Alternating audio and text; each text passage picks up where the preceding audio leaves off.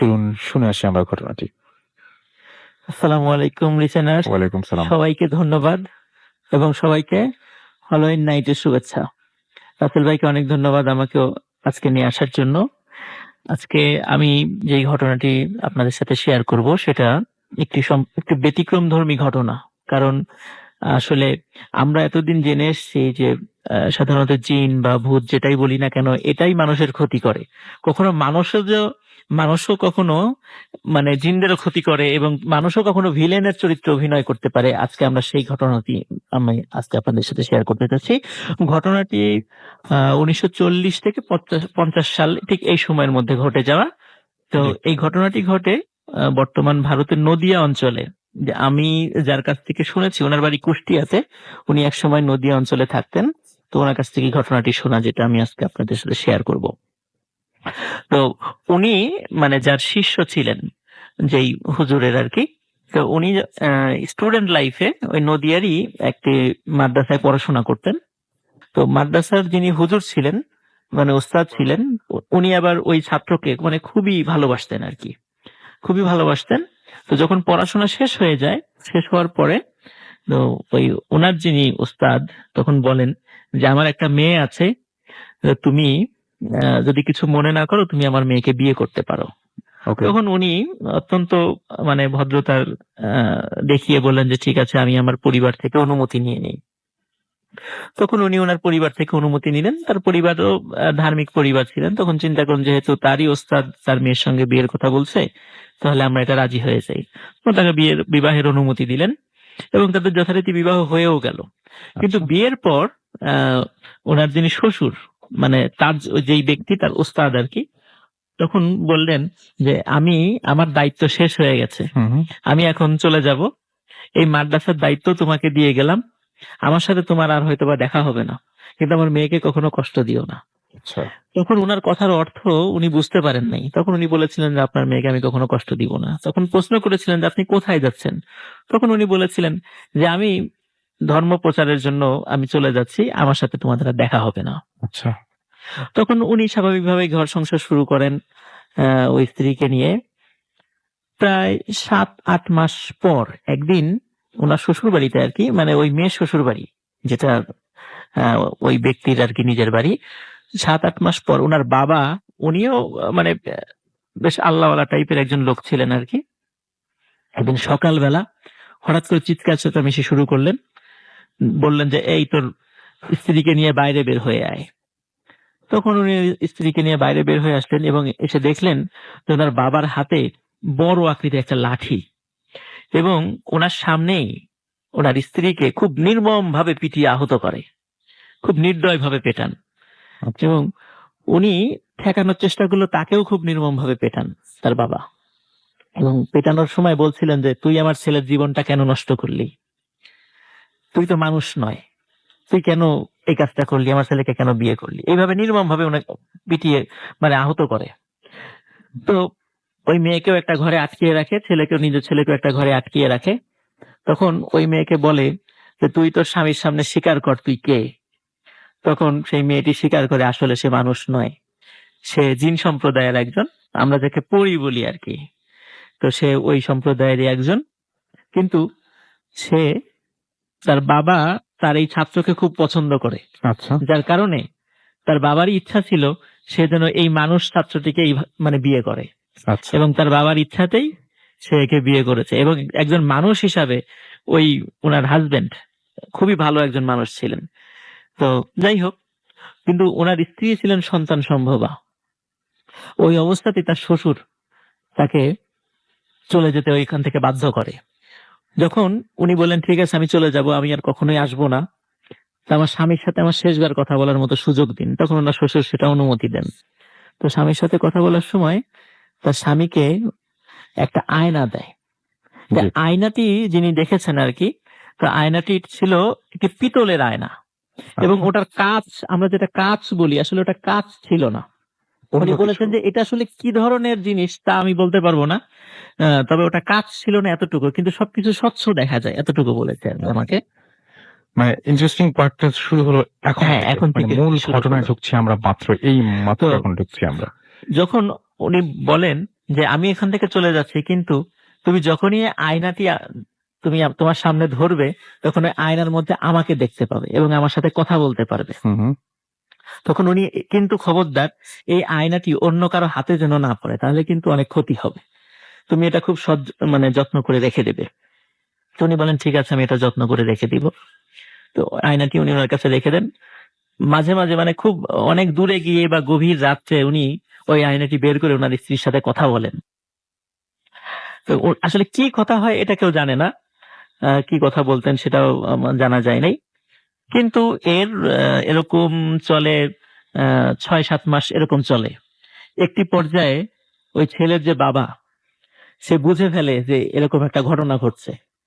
তখন ওনার ছেলের কাছ থেকে ওই আয়নাটি উনি কেড়ে নিয়ে যান।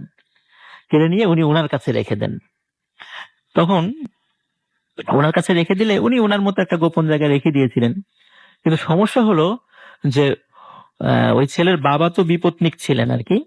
তো উনার অন্য যে ছেলেরা ছিল, ওই ছেলের বউরা এসে উনার ঘর-টর গুছিয়ে দিয়ে যেত, পরিষ্কার করে দিয়ে যেত।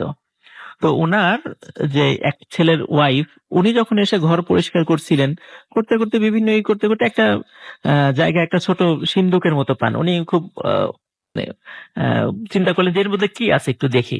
এই সিন্দুকটা তো আগে কখনো দেখি নাই। উনি খুলে দেখলেন ভিতরে খুব সুন্দর একটা আয়না। আর এই আয়নার ঘটনাটা ওই ব্যক্তিও কাউকে বলেন নাই আরকি। সুতরাং ওই মহিলারও জানার কথা না। ওই মহিলাটি যখনই ওই আয়নাটি নিজের চেহারার সামনে ধরেছে, তখন ওনার চেহারাটাকেই অত্যন্ত সুন্দর মানে আহ, ওই ভাবে ওই আয়নার মধ্যে উনি নিজেকে দেখছিলেন। উনি চিন্তা করেন, হায় আল্লাহ, আমি এত সুন্দর! নিজেকেই মানে বারবার শুধু আয়নায় নিজের চেহারা দেখছেন। কিন্তু সেই সাথে আরেকটা জিনিস খেয়াল করলেন, যে একটু দূরেই ঠিক ওনার মতোই উনি দাঁড়িয়ে আছেন সশরীরে, ওই মহিলাটি, কিন্তু তার চেহারাটা ভয়ঙ্কর রকমের চেহারা, এবং হাত দিয়ে ইশারা করছে বারবার, না না এরকম ইশারা করছে যে আয়নাটি দেখো না। কিন্তু আসলে এখানে তো ভয় পাওয়ার কথা ছিল ওই মহিলাটির, কিন্তু উনি কোনো ধরনের কোনো ভয় পেলেন না, বরং ওই আয়না নিজের চেহারা বারবার দেখছিলেনই। তখন উনি চিন্তা করলেন যে আয়নার কথাটা যেহেতু উনার শ্বশুর বলেন নাই, সুতরাং এটা আমিও কাউকে বলবো না, এটা গোপনই থাক। আমি মাঝে মাঝে ঘর পরিষ্কার করার ছলে এসে মাঝে মাঝে আয়না নিজের চেহারা দেখবো। আচ্ছা। তো এইখানে রাসেল ভাই মাঝে মাঝে এই ঘটনা উনি চেহারা দেখছেন। সমস্যা যেটা হলো, উনার চেহারায় বার্ধক্যের ছাপ পড়ে যাওয়া শুরু করলো। মানে হঠাৎ করেই? হ্যাঁ, বার্ধক্যের ছাপ পড়ে যাওয়া শুরু করলো, এবং মাত্র ১ মাসের মধ্যে উনার গলা থেকে মানে মাথা থেকে গলা পর্যন্ত, উনার বডি ঠিক ছিল, উনার বয়স ছিল ২৫ থেকে ২৬ বছর। উনার মাথা থেকে গলা পর্যন্ত ৮০ থেকে ৯০ বছর বয়সে একজন বৃদ্ধা মহিলার যেরকম চেহারা হয়, যেরকম চুল হয়, ঠিক ওরকমটা হয়ে যায়। আচ্ছা। এবং এরকমটা খুব দ্রুত ঘটে এই এবং খুব ঘটনাগুলো। দ্রুত ঘটে। রাইট। কিন্তু এটা কেন ঘটেছে? কারণ উনি ওই আয়নার কথা কাউকে বলতেন না। হুম, আর হুম। যখন নিজের চেহারা এরকম হয়ে গেল, তখন মানে এই ১ মাসের মধ্যে উনি হঠাৎ করে অসুস্থ হয়ে হঠাৎ করেই মারা যান ওই মহিলা। আচ্ছা, কিন্তু ওই বাড়ির কেউ বুঝতে পারে নাই এটার জন্য ওই আয়নাটাই দায়ী। আচ্ছা। ওই মহিলা মারা গেলেন, কেউ বুঝতে পারলেন না। তখন উনার যে শ্বশুর, তার অন্য আরেকটা ছেলের ওয়াইফ এসে ঘর পরিষ্কার করত। উনিও এসে দেখলেন যে একটা সিন্দুকের মধ্যে একটা সিন্দুক, নতুন সিন্দুক। উনি চিন্তা করলেন এর মধ্যে কি আছে একটু দেখি। উনিও খুলে একটা আয়না পেলেন। উনিও যখন নিজের চেহারাটা আয়নার সামনে দেখছিলেন, তখন ওই আয়নার মধ্যে নিজের চেহারাটাকে অনেক সুন্দর দেখছিলেন আরকি। আমরা আয়নায় যখন চেহারা দেখি তখন নিজের চেহারাটাই দেখি। কিন্তু মাঝে মাঝে দেখা যায় আমার নিজের চেহারাটা আয়নায় কিন্তু অনেক সুন্দরও লাগে। এটা অসম্ভব রকমের সুন্দর লাগছিল আয়নায় চেহারাটা। কিন্তু সেই সাথে ওই যে সেই ভয়ঙ্কর নিজের চেহারারই আরেকটা অবয়ব উনি দেখছিলেন। কিন্তু ওইটা দেখে উনি ভয় পাচ্ছিলেন না। মাত্র ১ মাসের মধ্যে তার বেলা ওই একই পরিণতি হলো। উনিও উনার গলা থেকে মাথা পর্যন্ত ওই ৮০-৯০ বছর বয়সী বৃদ্ধা মহিলার মতো হয়ে গেল। কিন্তু বডির অন্য পার্ট গুলা মানে স্বাভাবিক ছিল। উনিও মারা গেলেন। যখন দুটো মৃত্যু হলো, তখন যেই ব্যক্তি এই আয়নাটি লুকিয়ে রেখেছিল, মানে ওনাদের শ্বশুর আরকি, তো উনি চিন্তা করলেন যে এই ঘটনাটা কি? কেন এরকম হচ্ছে? তখন উনি চিন্তা করে দেখলেন যে এইটা নিশ্চয়ই এই আয়নার কারণে হচ্ছে। কি আছে এই আয়নায়? ওই লোকটি নিজেই একসময় ওই আয়নায় নিজের চেহারাটা দেখলেন। আচ্ছা। আয়নায় সবাই যখন নিজের চেহারাটা দেখেছে রাসেল ভাই, যে তখন নিজের চেহারাটাকে সুন্দর দেখেছে।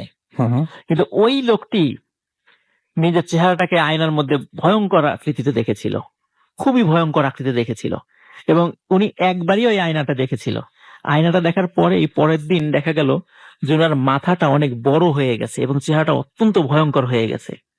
ওই ভয়ঙ্কর অবস্থায় যখন ভয়ঙ্কর হয়ে গেল তখন উনি অসুস্থ হয়ে গিয়েছিলেন। তখন উনি চিন্তা করলেন যে আসলে এই সবকিছু আয়নার কারণে এটা হয়েছে এবং উনার হয়তোবা শেষ সময় ঘনিয়ে এসেছে। যেহেতু উনিও আল্লাহওয়ালা ব্যক্তি ছিলেন, তখন উনি চিন্তা করলেন যে আসলে কিছু কিছু সত্য বলে দেওয়া উচিত। হুম, তখন উনি ওনার ছেলেকে ডাকলেন। ছেলেকে ডাকার পরে বললেন যে তোমার স্ত্রী যে ছিল, যে জিন, আমি আমার নির্দিষ্ট কলা কৌশল ব্যবহার করে তোমার স্ত্রীকে আমি হত্যা করেছি। আর হয়তোবা এই সমস্ত কারণেই আল্লাহ আমাকে এই শাস্তিটা দিয়েছেন। তো যা হয়ে গেছে আমি আর ফিরিয়ে আনতে পারবো না। যদি কখনো তোমার উত্তরসূরিদের সাথে তোমার কথা হয়, দেখা হয়, তখন তাদেরকে বলো আমাকে যেন ক্ষমা করে দেয়। আচ্ছা। তারপরে উনি মারা যান। ঘটনা এখানে শেষ না। ঘটনা এখানেই শেষ না। তারপর উনি মারা যান। মারা যাওয়ার পরে যে ওনার যে ছেলে, যিনি ওই পরীকে বিয়ে করেছিলেন, উনি কিন্তু সারা জীবনে আর কোনো বিবাহ শাদী করেন নাই। আচ্ছা। উনি ওনার নিজের স্ত্রীর মানে প্রেমে এতটাই মানে মগ্ন ছিলেন যে উনি আর কখনো কোনো মানুষকে আর বিয়ে করতে পারেন নাই। মানে খালি তার কথাই চিন্তা করেছেন।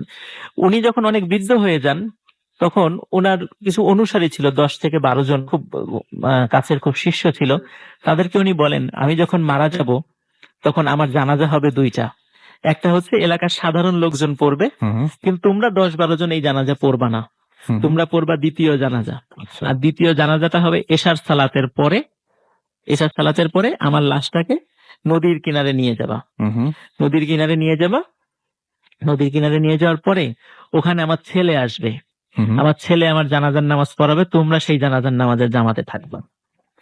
তখন উনি আহ, যেভাবে ওসিয়ত করে গিয়েছিলেন হুম, সেই ওসিয়ত অনুযায়ী ওনার প্রথম জানাজাটা হয়।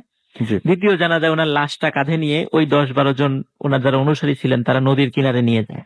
জি, নদীর কিনারে নিয়ে যাওয়ার পর ওই হঠাৎ করে দেখলেন যে নদীর মাঝখানে হঠাৎ করে পানি যেভাবে পাক হয়, মানে পাক খায় ঘূর্ণিঝড়ের মধ্যে, মানে পানি পাক খায় আমরা দেখি বিভিন্ন নদীতে দেখি আর কি, ওরকম পানির মধ্যে পাক খাওয়া শুরু হয়েছে এবং ওই পাকটা আস্তে আস্তে হুম, তীরের দিকে আসছে। তো ওনারা দেখে খুব ভয় পেলেন যে পাক এবং তীরের এটা দিকে সবার আসছে। চোখের সামনে হ্যাঁ, ঘটছে। সবার চোখের সামনে ওখানে ওই 10-12 জন ওখানে যারা ছিল সবাই এটা দেখছে। তো পাকটা যখন নদীর কিনারে চলে আসলো, নদীর কিনারে চলে আসার পরে হঠাৎ করে খেয়াল করলো যে মানে মানুষ ভেজা শরীরে যদি নদী থেকে উঠে আসে, হেঁটে আসে, এক ধরনের শব্দ পাওয়া যায়। ভেজা শরীর একটা শব্দ। তখন উনি ওনার ওনার সবাই শব্দ পাচ্ছিলেন যে একটা শব্দ, কি যেন হেঁটে আসছে। হেঁটে আসার পরে ওনাদের সবাইকে লম্বা করে একটা সালাম দেন, আসসালামু আলাইকুম, এরকম সালাম দেন। তখন ওই অদৃশ্যভাবে আওয়াজ আসে যে আপনারা আমার বাবার অনুসারী ছিলেন, আপনারা খুব ভালো লোক ছিলেন, আল্লাহ আপনাদের ভালো করুক। আমি এখন জানাজার নামাজ পড়বো, আপনারা কাতারবদ্ধভাবে দাঁড়িয়ে যান। তখন ওনারা সবাই কাতারবদ্ধভাবে দাঁড়িয়ে যান এবং যথারীতি ওই গায়েবী ভাবেই আওয়াজ আসে, মানে জানাজার নামাজ যেভাবে পড়ানো হয়। পড়ানোর পরে যে কথাটি বলেন সেটা হচ্ছে ওনার ছেলে যিনি, সে বলেন যে আমার মা আমার বাবাকে খুব ভালোবাসতেন।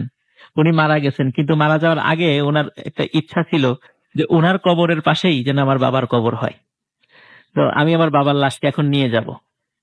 তখন ওই মুরিদরা বুঝতে পারলেন আসলে কি উদ্দেশ্যে আহ, ওই ব্যক্তি মৃত্যুবরণ করার আগে তার বলেছিলেন যে লাশটা দ্বিতীয় জানাজাটা যেন নদীর কিনারে হয়। তখন জানাজাটা যখন হয়ে গেল তখন দেখলেন হঠাৎ করে লাশটি শূন্য ভাসা শুরু করেছে এবং আস্তে আস্তে ওই নদীর মধ্যে যাওয়া শুরু করেছে এবং আস্তে আস্তে ওই পাকের মধ্যে লাশটা অদৃশ্য হয়ে যায়। আসলে ওনার কোথায় দাফন হয়েছে, কি হলো, ওটা কেউ বলতে পারে নাই। আসলে ভাই আমাকে যে ঘটনাটি বলেছে যিনি, উনি ওই জানাজায় ছিলেন এবং আয়না যেটা, যে আয়নার ঘটনাটা, এটা শেষ পর্যন্ত কি হলো এটা না বললেই নয়। যখন আহ, এই আয়নায় এই ঘটনা ঘটছিল তখন যিনি ওই জিন মহিলার যিনি স্বামী আর কি, যিনি যে লাস্টে মারা গেলেন এবং যার লাশটা নিয়ে গেল আর কি তার ছেলে, তো উনি ওনার মুরিদদেরকে বলেছিলেন যে এই আয়নার ঘটনাগুলো এই, তা না হলে আমরা হয়তো বা জানতেও পারতাম না যে আয়নার কারণে Right. এটা ঘটেছে, যে হুম, হুম, কিভাবে একজন সুন্দর চেহারা দেখেছে, ভয়ঙ্কর আকৃতি দেখেছে, এটা তো তারা কাউকে মৃত্যুর আগে বলে যান না ওই দুইজন। একদম। তা না হলে আমরা হয়তো বা জানতে পারতাম না। ওই ব্যক্তি চিন্তা করেছে আয়নাটা যদি থাকে কোনো মানুষের হাতে পড়ে যায় আরো মানুষের ক্ষতি হবে। উনি বারবার পানিতে ফেলে দেওয়ার চেষ্টা করলেও নিজের স্ত্রীর শেষ স্মৃতি হিসাবে উনি সেটা ফেলতে পারেন নাই। শেষ পর্যন্ত ওনার একজন মুরিদকে বলেন যে তুমি এটা ফেলে দিবা পানিতে। হুম, হুম, তো যিনি ফেলেছিলেন আর কি পানিতে, হুম, হুম। ওনার সাথেই আমার কথা হয়েছিল, ওনার কাছ থেকে ঘটনাটি শোনা, এবং উনি নিজের হাতে উনি একদম নরমাল একজন মানুষ, মানে কোনো ধরনের কোনো মানে মানে এ, কি মানে একেবারেই নরমাল, আমার আপনার মতো মানুষ। হ্যাঁ, আমার আপনার মতোই নর্মাল। আচ্ছা, এবং তার সেই আয়না নেওয়ার পর থেকে কোনো ক্ষতিও হয়নি বা না, কিছু? ওই আয়নাটি নদীতে ফেলে দেওয়া হয়, আচ্ছা। তারপরে ওই নদীতেই আয়নাটা হারিয়ে যায়। এরপর থেকে ওই আয়না বিষয়ক আর কিছু শোনা যায়নি। রাসেল ভাই, আসলে মানুষের সাথেও ভিন্ন প্রজাতির কোনো জিনিসের এরকম ভালোবাসা হতে পারে, এত গভীর ভালোবাসা হতে পারে হুম, হুম। যে ওনার স্ত্রী কোথায় মারা গেছে আমরা জানিও না, কিন্তু Right. ওনার স্ত্রী ওসিয়ত করে গিয়েছিলেন তার স্বামীর মৃত্যুর পরে তার স্বামীর কবরটা যেন ওনার পাশেই হয়। রাইট। তো আসলে এই ঘটনাটা আমার কাছে খুব ইউনিক লেগেছিল, যে জন্য আজকে হলোইনের এই রাতে আমি আজকে লিসেনারদের সাথে ঘটনাটা শেয়ার করলাম। কতটুকু ভয়ের আমি জানি না, তবে আমার কাছে ঘটনাটি কিন্তু অন্যরকম লেগেছে। Thank you very much. আমি দেখতে পাচ্ছি আমাদের এখানে অনেকে SMS করেছেন। সানি আমাদের SMS করেছেন সাইফুল, ফুর্তি, মমো, ফরহাদ, নাদিম, পিয়াস, মারুফ সহ ইভান চৌধুরী, সানি, তানজিম, এছাড়াও আরো অনেকে দেখতে পাচ্ছি। নিকুঞ্জ থেকে অভি, পায়েল, ঢাকা থেকে হ্যাপি হ্যালোইন লিখেছেন কে? আচ্ছা, নাম লেখেননি। ফাহাদ, এছাড়া নাদিম, এছাড়াও মারুফ, এছাড়াও আরো অনেকেই আমাদের এখানে SMS করেছেন। আমার কাছে, আমি ফেসবুকের গুলোতেও যাবো, বাট আজকে আমাকে অনেকেই আবার একটা জিনিস রিকোয়েস্ট করেছেন যে SMS কম পড়তে এবং ফেসবুকের যে মেসেজ গুলো রয়েছে সেগুলো কম পড়তে। সো আমি একটু ঘটনায় চলে যাই আবারও, এবং আমাদের গেস্ট যারা আছেন অনেকেই শেয়ার করবেন। একটা ছোট্ট মেইল পড়ে শেষ করি, তারপরে আবার ঘটনায় যাবো। ঠিক ছোট না, বেশ বড়ই মেইল আছে। আচ্ছা, যেভাবে লিখেছেন ঠিক সেভাবেই পড়ছি। লিখছেন, রাসেল ভাই আপনি কেমন আছেন? এই প্রশ্নটি করছি না, কারণ আমি জানি আপনি সব সময় ভালোর দলে থাকেন। আমি এক সময় ভূত এফএমের নিয়মিত শ্রোতা ছিলাম। এখন পড়াশোনার চাপের কারণে তেমন শুনতে পারি না, তবুও গত 28 তারিখের এপিসোডটি শুনেছি, বেশ ভালোই লেগেছে। যাই হোক, আমার নাম তাহসান, ছদ্মনাম। ভালো নামটা প্রাইভেসির কারণে আমি বলতে পারছি না। এবার আমি এইচএসসি শেষ করে ইউনিভার্সিটিতে আমি অ্যাডমিশন নিয়েছি। অনেক ব্যস্ততার মাঝে স্টুডিওতে আসা সম্ভব না, সেই কারণে আমি এবং আমার এক রুমমেটের সাথে ঘটে যাওয়া কিছু অদ্ভুত ঘটনা আপনার মাধ্যমে ভূতত্বের শ্রোতাদের সাথে শেয়ার করছি। ঘটনাগুলো এই বছরের জুলাই থেকে সেপ্টেম্বরের মধ্যে ঘটেছিল। কথা না বাড়িয়ে আমরা ঘটনায় চলে যাই। শুরুতে একটা ব্যাপার ক্লিয়ার করি। আমি কক্সবাজার কলেজ থেকে এইচএসসি পরীক্ষা শেষে ভর্তি কোচিং করার জন্য ঢাকায় আসি। ঘটনাটি ওইখানেই ঘটে। আমি ঢাকায় একাই এসেছিলাম, যদিও আমার কলেজের সহপাঠীরা তারা গ্রুপ করে এসেছিল, এবং অ্যাকোমোডেশনের প্রবলেম সলভ হতেই প্রায় সপ্তাহখানেক সময় লাগে। ততদিন আমি আমার চাচুর সাথেই হোটেলেই ছিলাম। তারপর আরামবাগের নিউ নটরডেম যে নটরডেম কলেজ হোস্টেল, সেখানে আমি সিট পেয়েছিলাম, এবং আমি ফার্মগেট শাখায় ক্লাস করতাম।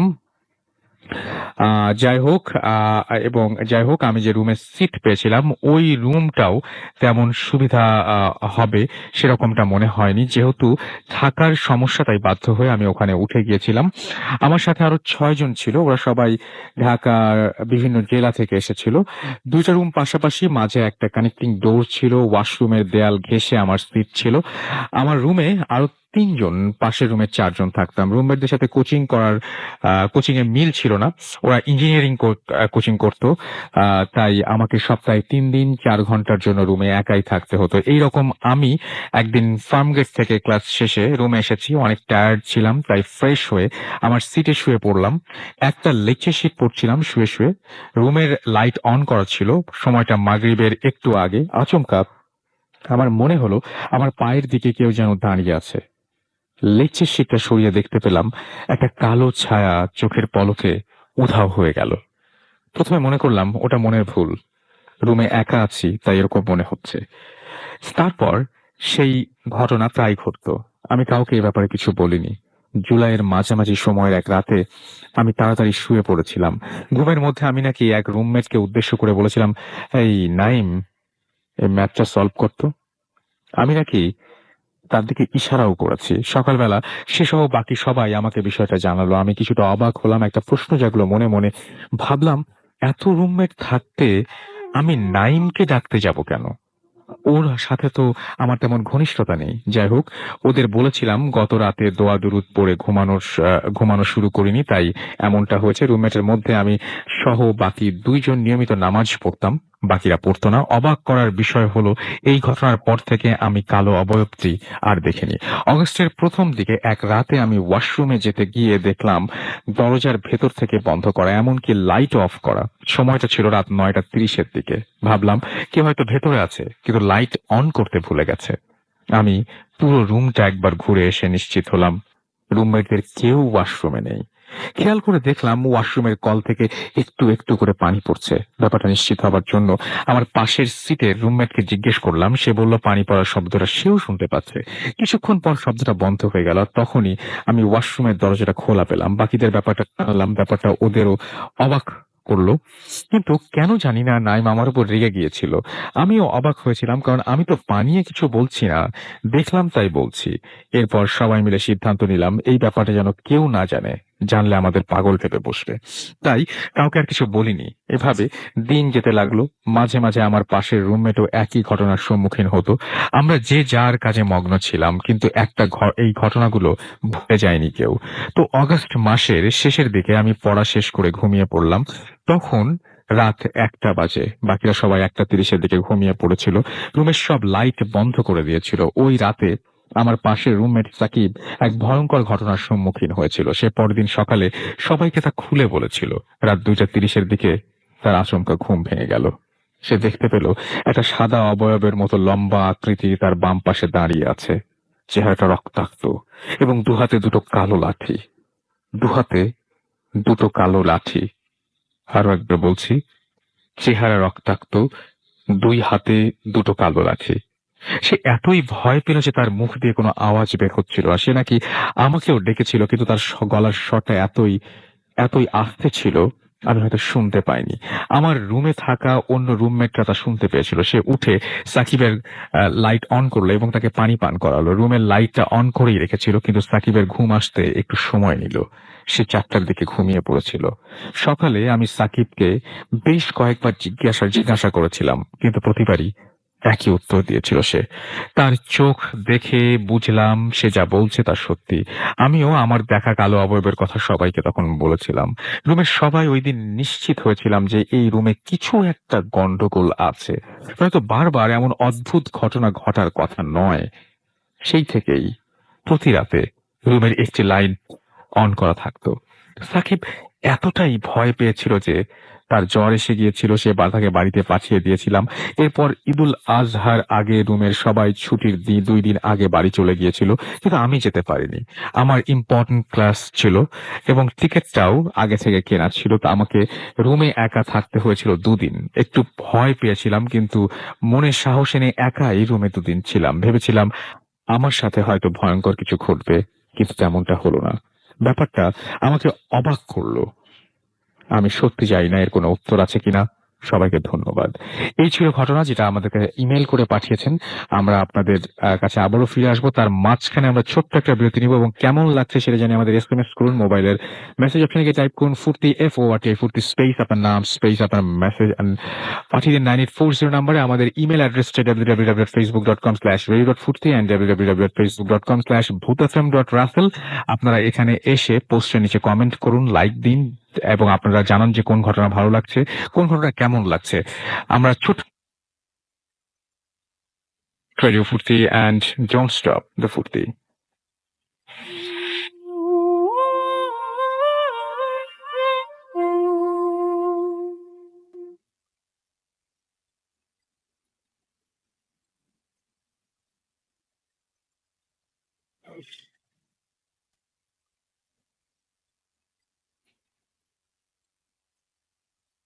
শুনছেন সবসময় রেডিও ফুর্তি .FM। আমি রাফসাল আছি সাথে, এবং চলছে এই মুহূর্তে ভূত এফএম। এবং আজকে বিশেষ দিন, ভূতের দিন আজকে, এবং আপনারা সবাই একটা স্পেশাল এপিসোড এনজয় করছেন এবং অনেকেই আমাদের সাথে এখন এসএমএস এ আছেন এবং বুঝতে পারছি যে অনেকেই জেগে আছেন এবং শুনছেন আমাদেরকে, এবং অনেকেই একটা প্রশ্ন করেছেন যে কেন কেন কেন এরকম একটা সময়ে আমরা ভূত এফএম করছি। স্পেশাল একটা উপলক্ষ পেলাম, সুতরাং একটা একটা একটা এপিসোড আমরা বাড়িয়ে দিলাম এবং এই এপিসোডটি গ্রামীণ ফোন স্পন্সর করছে। সুতরাং আপনারা বুঝতেই পারছেন যে গ্রামীণ ফোনকে অনেক অনেক ধন্যবাদ যে একটা সপ্তাহের মাঝখানেও আর একটা শো এরকম ভাবে আমাদের করতে দেওয়ার জন্য, আমাদের সাথে থাকার জন্য এবং আমাদেরকে মানে কি বলবো যে আপনাদের কাছে পৌঁছে দেওয়ার জন্য। So thank you very much Grameenphone. আর সেই সাথে আমাদের সঙ্গে যারা আছেন, এই মুহূর্তে আমরা আছি সিক্স সিজন হোটেলে। এখানে অনেকেই দেখতে পাচ্ছি এখনো আমাদের এখানে আছেন এবং এখানে আমাদের সাথে আছেন, অনেকে শুনছেন, অনেকে আমাদের সাথে হসপিটালিটির জন্য অনেকেই আছেন এখানে। সবাইকে অনেক অনেক অনেক অনেক ধন্যবাদ। তো আমরা এখন যেটা করব সেটা হচ্ছে আমরা পরবর্তী আমাদের অতিথির কাছে চলে যাবো, ডক্টর আলিফের কাছে যাব, কিন্তু তার আগে একটু SMS পড়তে চাই। আমাদের নাইম রাজ মতিঝিল থেকে SMS করেছেন, সাকিব মিরপুর থেকে আমাদের SMS করেছেন দীপ্ত, এবং তিনি বলছেন হ্যালোইনের ফার্স্ট স্টোরি ওয়াজ গুড। আমাদেরকে এছাড়াও দেখতে পাচ্ছি কেয়া SMS করেছেন সাদমান, SMS করেছেন আমাদেরকে দেখতে পাচ্ছি ফুর্তি সুজন, এছাড়া ওয়াসি আমাদের SMS করেছেন, এছাড়া আমাদের SMS করেছেন সানি, এছাড়াও অয়ন SMS করেছেন, রশিদ আমাদের SMS করেছেন নোয়াখালী থেকে, শুভ আমাদের SMS করেছেন, মনীষা আমাদের SMS করেছেন আমাদেরকে দেখতে পাচ্ছি কাজী, নিশাত সহ আরো অনেকে। সো আপনারা যদি SMS করতে চান তাহলে মোবাইলের মেসেজ অপশনে গিয়ে টাইপ করুন ফুর্তি FORT, ফুর্তি স্পেস আপনার নাম স্পেস আপনার মেসেজ পাঠিয়ে দিন 9840 নাম্বারে। আমরা চলে যাব আলিফের কাছে, তার ঘটনা শুনবো আমরা।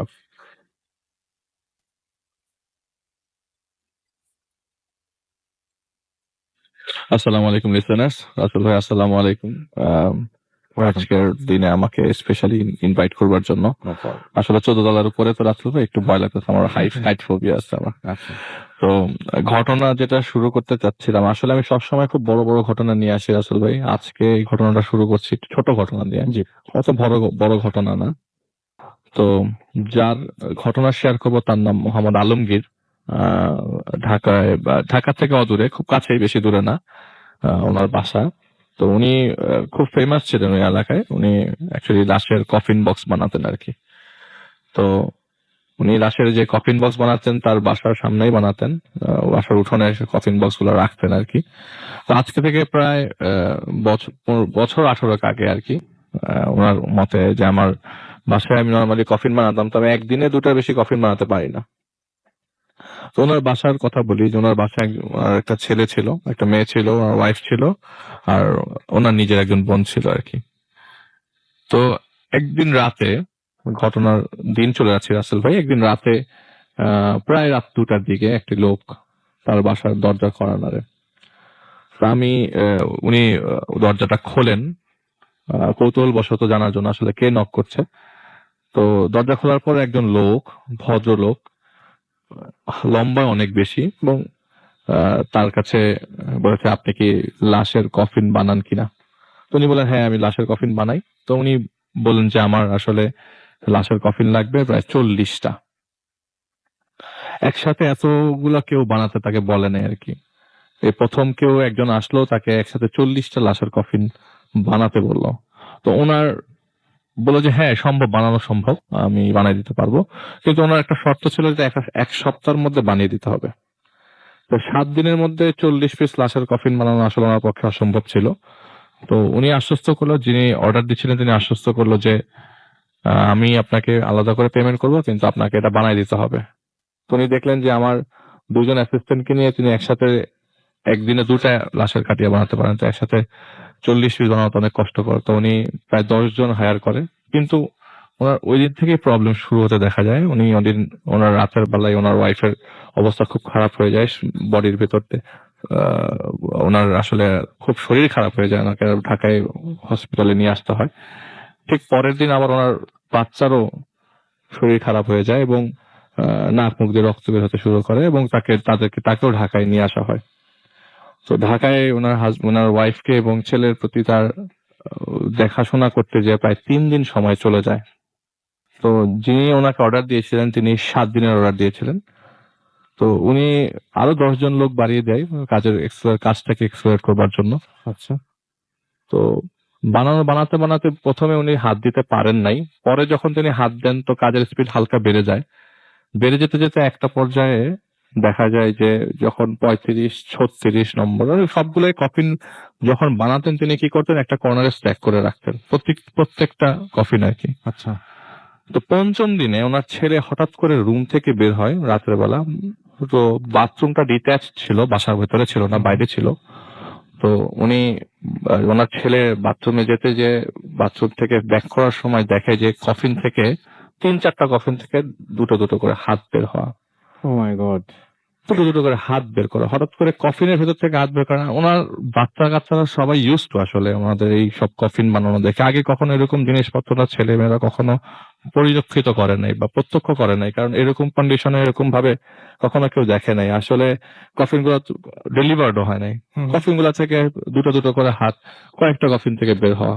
তো দৌড়ে গিয়ে বাবাকে জিনিসটা ব্যাপারটা জানানো হয়, কিন্তু আলমগীর সাহেব তেমন কোনো পাত্তা দেননি বিষয়টাকে দিয়ে। বাচ্চাটাকে বলে যে এটা তোর মনের ভুল, তুই বাদ দে, এটা কিছু না, তুই ভয় পাইছিস। আসলে ওই বাসাটা একটু ভুতুরে, খালি কফিনই রাখা রাখতো ভাই।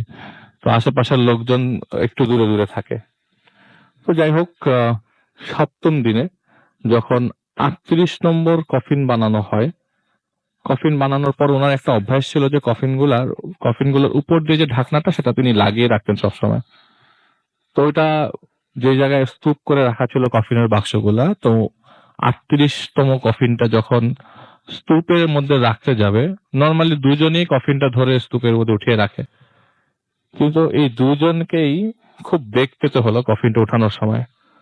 তো যিনি মালিক তিনি বললেন যে এরকম তো কখনো হয় নাই, এত ভারী জিনিস এটার ভিতরে কে রাখছে। তো প্রথমে আমি চিন্তা করি এটার ভিতরে কোনো বস্তা টস্তা রাখছে কিনা, রাখলে এটা সরাই ফেলি। তো উপরে ঢাকনাটা সরানোর পর ওনার চোখটা, উনি বললেন যে আমার পায়ের নিচ থেকে মাটি সরে যায়, আমার আকাশ ভেঙে পড়তেছে মাথার উপরে, এরকম কন্ডিশন আমি কখনো দেখিনি। জীবনে এত লাশের খাটিয়া বানাইছি, এবং লাশের খাটিয়া বানানো ছাড়াও একটা মুদ্রার জন্য, মৃত মানুষের জন্য যা কিছু আছে ওনার বাড়িতে সবকিছুই কিছু না কিছু ছিল বিক্রি করবার জন্য। তো উনি প্রায় দূরে গিয়ে পড়ে যান।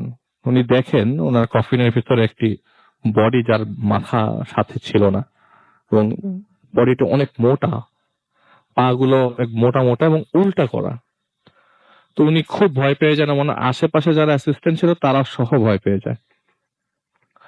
উনি কফিনটা লাগিয়ে দিয়ে দূরে চলে যান, এবং এরপরে আর কোনো ধরনের কফিন বানানো হচ্ছে 40 নম্বর কফিন পর্যন্ত যাবে, এর পর্যন্ত আর সাহস হলো না।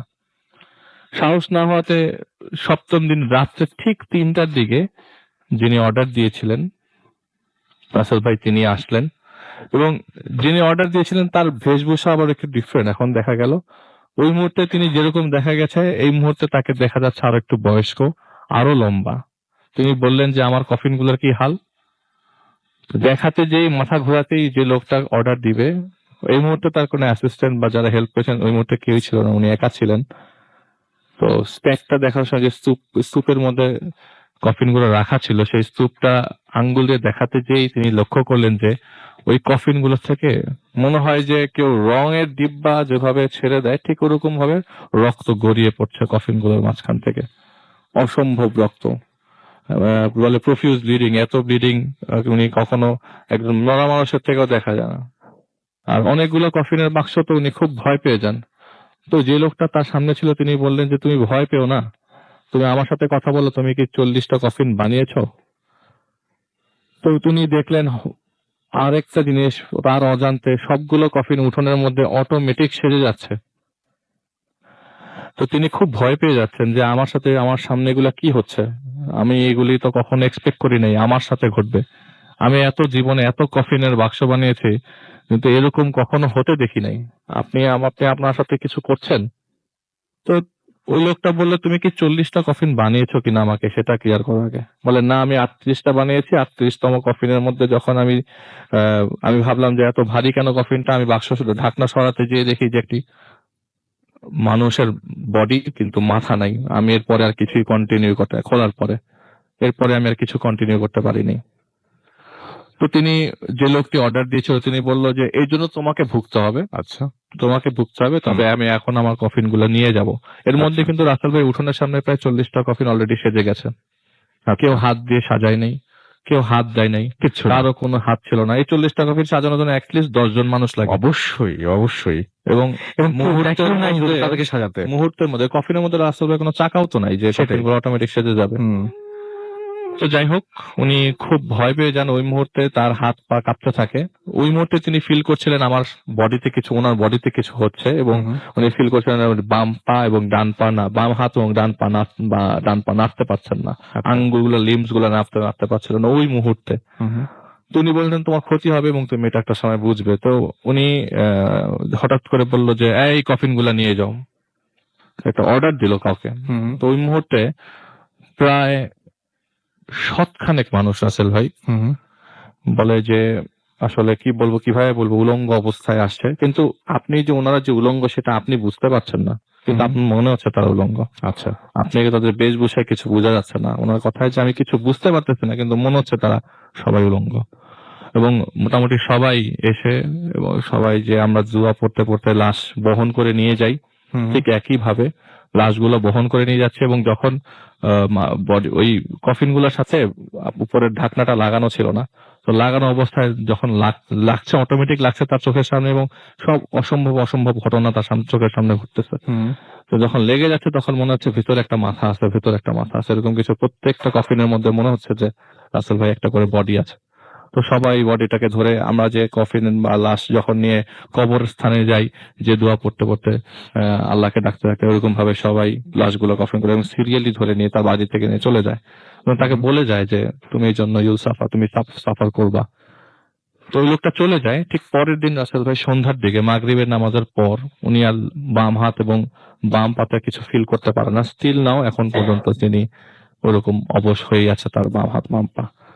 তার ব্রেন এক পাশে, বাম পাশে হালকা কাজ করে, বাম চোখে তিনি দেখেন না। আচ্ছা, বাম সাইডটা মোটামুটি তার প্যারালাইজ হয়ে যায় লাস্ট 15 ইয়ার্স ধরে।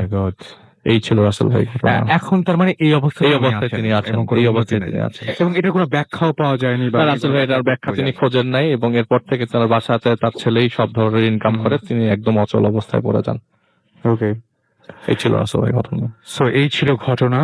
আমরা পরবর্তী ঘটনায় আবারও যাব, তবে তার আগের ছোট বিরতি নিতেছি, কারণ পরপর দুটি ঘটনা শুনবো, এবং যদি একটা ঘটনা বড় হয় তাহলে মাঝখানে যেন থামাতে না হয়, সেজন্য আমরা এই আওয়ারের যে ব্রেকটা সেটা এখনই নিয়ে নিচ্ছি। আমাদের সঙ্গেই থাকুন, স্টে টিউনড রেডিও ফুর্তি, অ্যান্ড ডোন্ট স্টপ দ্য ফুর্তি। SMS করতে হলে মোবাইলের মেসেজ অপশনে গিয়ে টাইপ করুন ফুর্তি, স্পেস আপনার নাম, স্পেস আপনার মেসেজ, পাঠিয়ে দিন 9840 নাম্বারে। চলে যাচ্ছি একটা ছোট্ট বিরতিতে।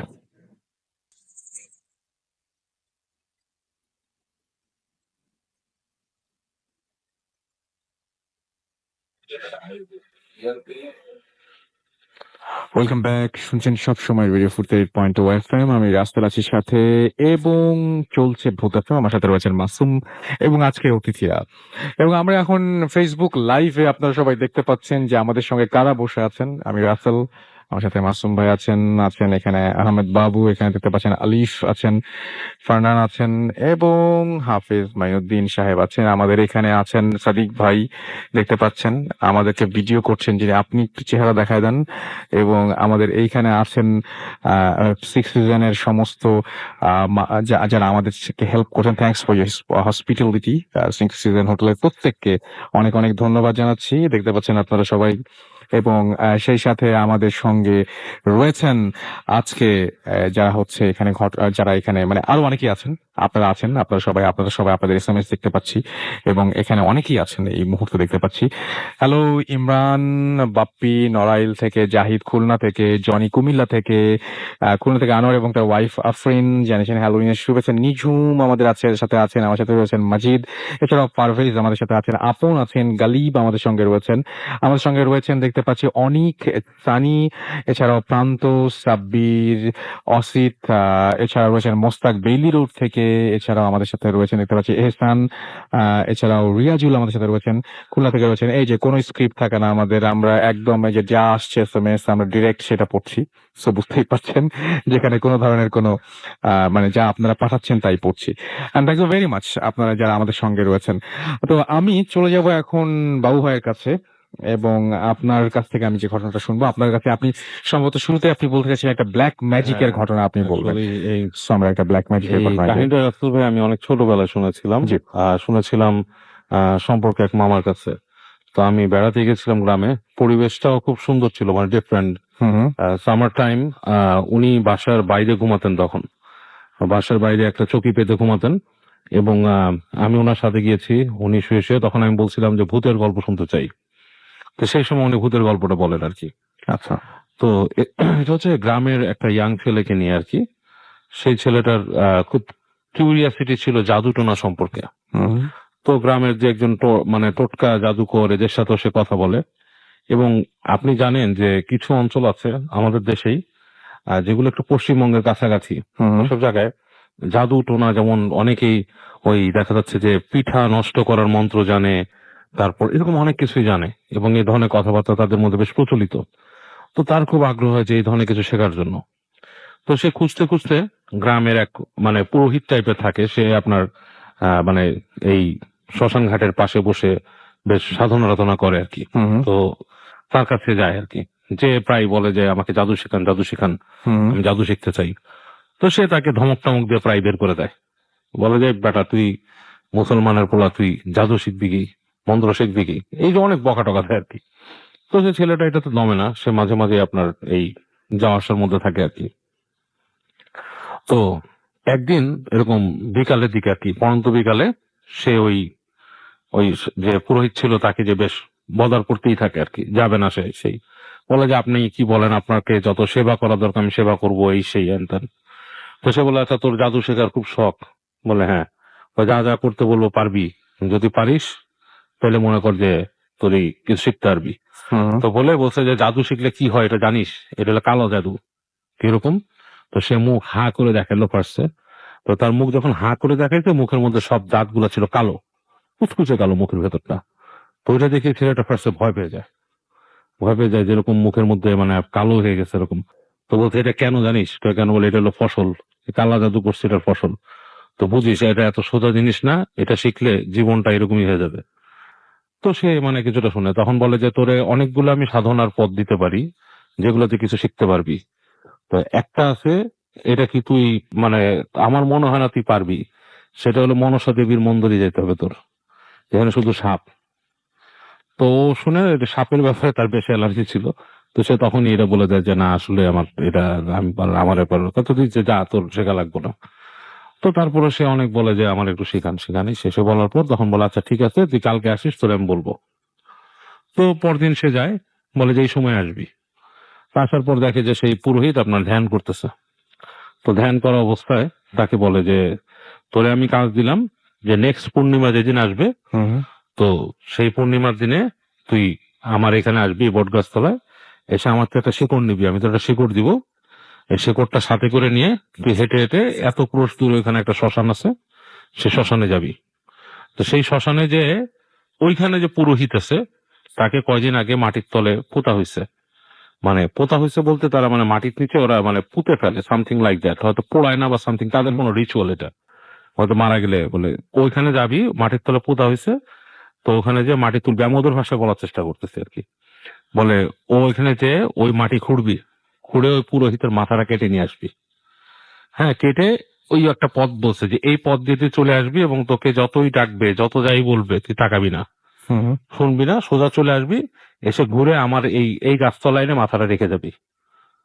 তাহলে তোর আমি হবে, মানে তোর কিছু একটা পাবি আর আমিও তোকে কিছু দিব। তো ওই ছেলেটা মনে করছে গ্রামের ছেলে ছিল এবং সে বেশ এইদিকে খুব সাহসী, সাপের ব্যাপারে অ্যালার্জি থাকলো সেটাকে খুব একটা কঠিন মনে করে নাই। তো বেশ প্রিপারেশন নিতে থাকে এই কাজটা করার জন্য, ঠিক আছে।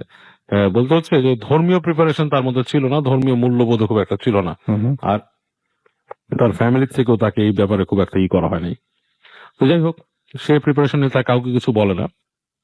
তো যথারীতি যেই দিনটা আর কি আপনার মানে এসে পড়ে আর কি, তো ওই পুরোহিত ওকে বলে দিছিল যে পূর্ণিমার দিন কিন্তু ঝড় বৃষ্টি হবে এবং চাঁদ মেঘে ঢাকা থাকবে, তুমি চাঁদ দেখতে পাবি না, পূর্ণিমা বলে যে চাঁদ দেখবি তা না, মেঘে ঢাকা থাকবে, এরকম কিছু কথা ওকে বলে দেয়। তো ও দেখে আসলেই সন্ধ্যার থেকে আপনার টিপ টিপ টিপ টিপ বৃষ্টি পড়া শুরু করছে, এবং সে আপনার রওনা দেয়। হুম। তো রওনা দিয়ে তার ফার্স্টে যেটা করতে হবে, সে কোড আনতে যেতে হবে। তো সে হেঁটে হেঁটে হেঁটে হেঁটে ওই কাদা পাড়ায় পাড়ায় গ্রামের রাস্তা, এর মধ্যে মনে করেন হচ্ছে, বৃষ্টি হচ্ছে, যে যে ওই গাছতলায় যায়। তো গাছতলায় যে দেখে ওই পুরোহিত ওখানে নাই, পুরোহিত নাই, কিন্তু একটা ছোট চৌকির মতো রাখা, সেই চৌকির উপরে কাপড় চোপড় দিয়ে কি ঢেকে রাখা, মানে একটা কাপড়ের পুটলির মতো। তো সে কিছুক্ষণ দাঁড়ায় থেকে কেমন গা শিরশির করতে থাকে। তো একসময় সে কাপড়ের পুটলিটা সরায়, সরায় ওখানে যে দেখে যে আপনার একটা ছোট্ট এরকম ইসের মতো রাখা, তার জন্য একটা সিঁদুরের মানে সিঁদুর গাছের যে মানে লাল একটা থাকে আর কি, সেটার পাশে একটা শেকড়ের মতো রাখা। তো পরে কি ওই দুইটা নেয়, নিয়ে ওখান থেকে হেঁটে, ওকে যে বলছে যে শ্মশানের উদ্দেশ্যে যাওয়া, সেখানে সে আস্তে আস্তে হেঁটে যেতে থাকে। So he starts to travel, হাঁটতে থাকে এবং রাস্তা দিয়ে দেখে যে বেশ মানে প্যাচ প্যাচা কাদার রাস্তা, এবং রাস্তা আস্তে আস্তে মানে অনেক বন্ধু হয়ে গেছে, যেহেতু ওই যে শ্মশানটার কথা বলছে সেখানে কিন্তু ওই যে পুরোহিতের কথা বলে থাকতো, এবং ওখানে মানুষজন খুব কম যেত আর কি, খুব কম যেত, এবং সম্ভবত সেখানে একটু নিচু কাস্টের যারা ছিল তাদেরকে ওখানে পোড়াইতো আর কি, ঠিক আছে। তো ফাইনালি সে যখন যায় শ্মশানের ওখানে, যে মানে সে ফাইন্ড আউট করে যে বেশ মানে ঘুরি ঘুরতি অন্ধকার টাইপের হয়ে গেছে, এবং আকাশ মেঘে মানে পুরা ঢাকা, ওখানে আপনার মাঝে মাঝে শব্দ আসতেছে মেঘ ডাকার, তো বেশ ভয় পেয়ে যায় সে। তো এর মধ্যে সে খুঁজে বের করে যে এই জায়গাটাতেই পুরোহিতটাকে করা হয়েছিল। তো সেখানে যে সে আপনার সাথে করে একটা দাওয়ের মতো নিয়ে আসছিল, সেটাতে মাটি খোঁচানো শুরু করে, মাটি খোঁচাতে বেশ বের করে। এক পর্যায়ে সে দেখতে পায় যে সে পুরোহিতের মানে মাথার অংশটা সে পায়, যে মাথা শুরু হয়েছে। তখন তার বেশ ভয় লাগে ফার্স্টে, মানে হি গেট রিয়েলি স্কেয়ার্ড। ভয় পাওয়ার পরে সে মানে কিছুক্ষণ দমে যায় এবং ভয় পায় যে আমি চিন্তা করবো কিনা, মানে কাজটা করবো কিনা। এই অবস্থায় মনে করেন যে ভয় পেয়েও সে এটা ছাড়ে না, সে আরো মাটি মাটি করতে থাকে। তো করতে করতে সে কাঁধ পর্যন্ত চলে আসে। কাঁধ পর্যন্ত চলে আসার পরে সে চিন্তা করে যে এখন মানে আমাকে এই মাথাটা নিতে হবে। তো চোখ বন্ধ করে সে আপনি মাথাটাকে কেটে ফেলেছে ওখান থেকে। তো কেটে ফেলার পরে সেই মাথা নিয়ে মানে বেশ মানে ঘোরের মধ্যে চলে গেছে, সে আসতে থাকে আর কি ওই রাস্তায়।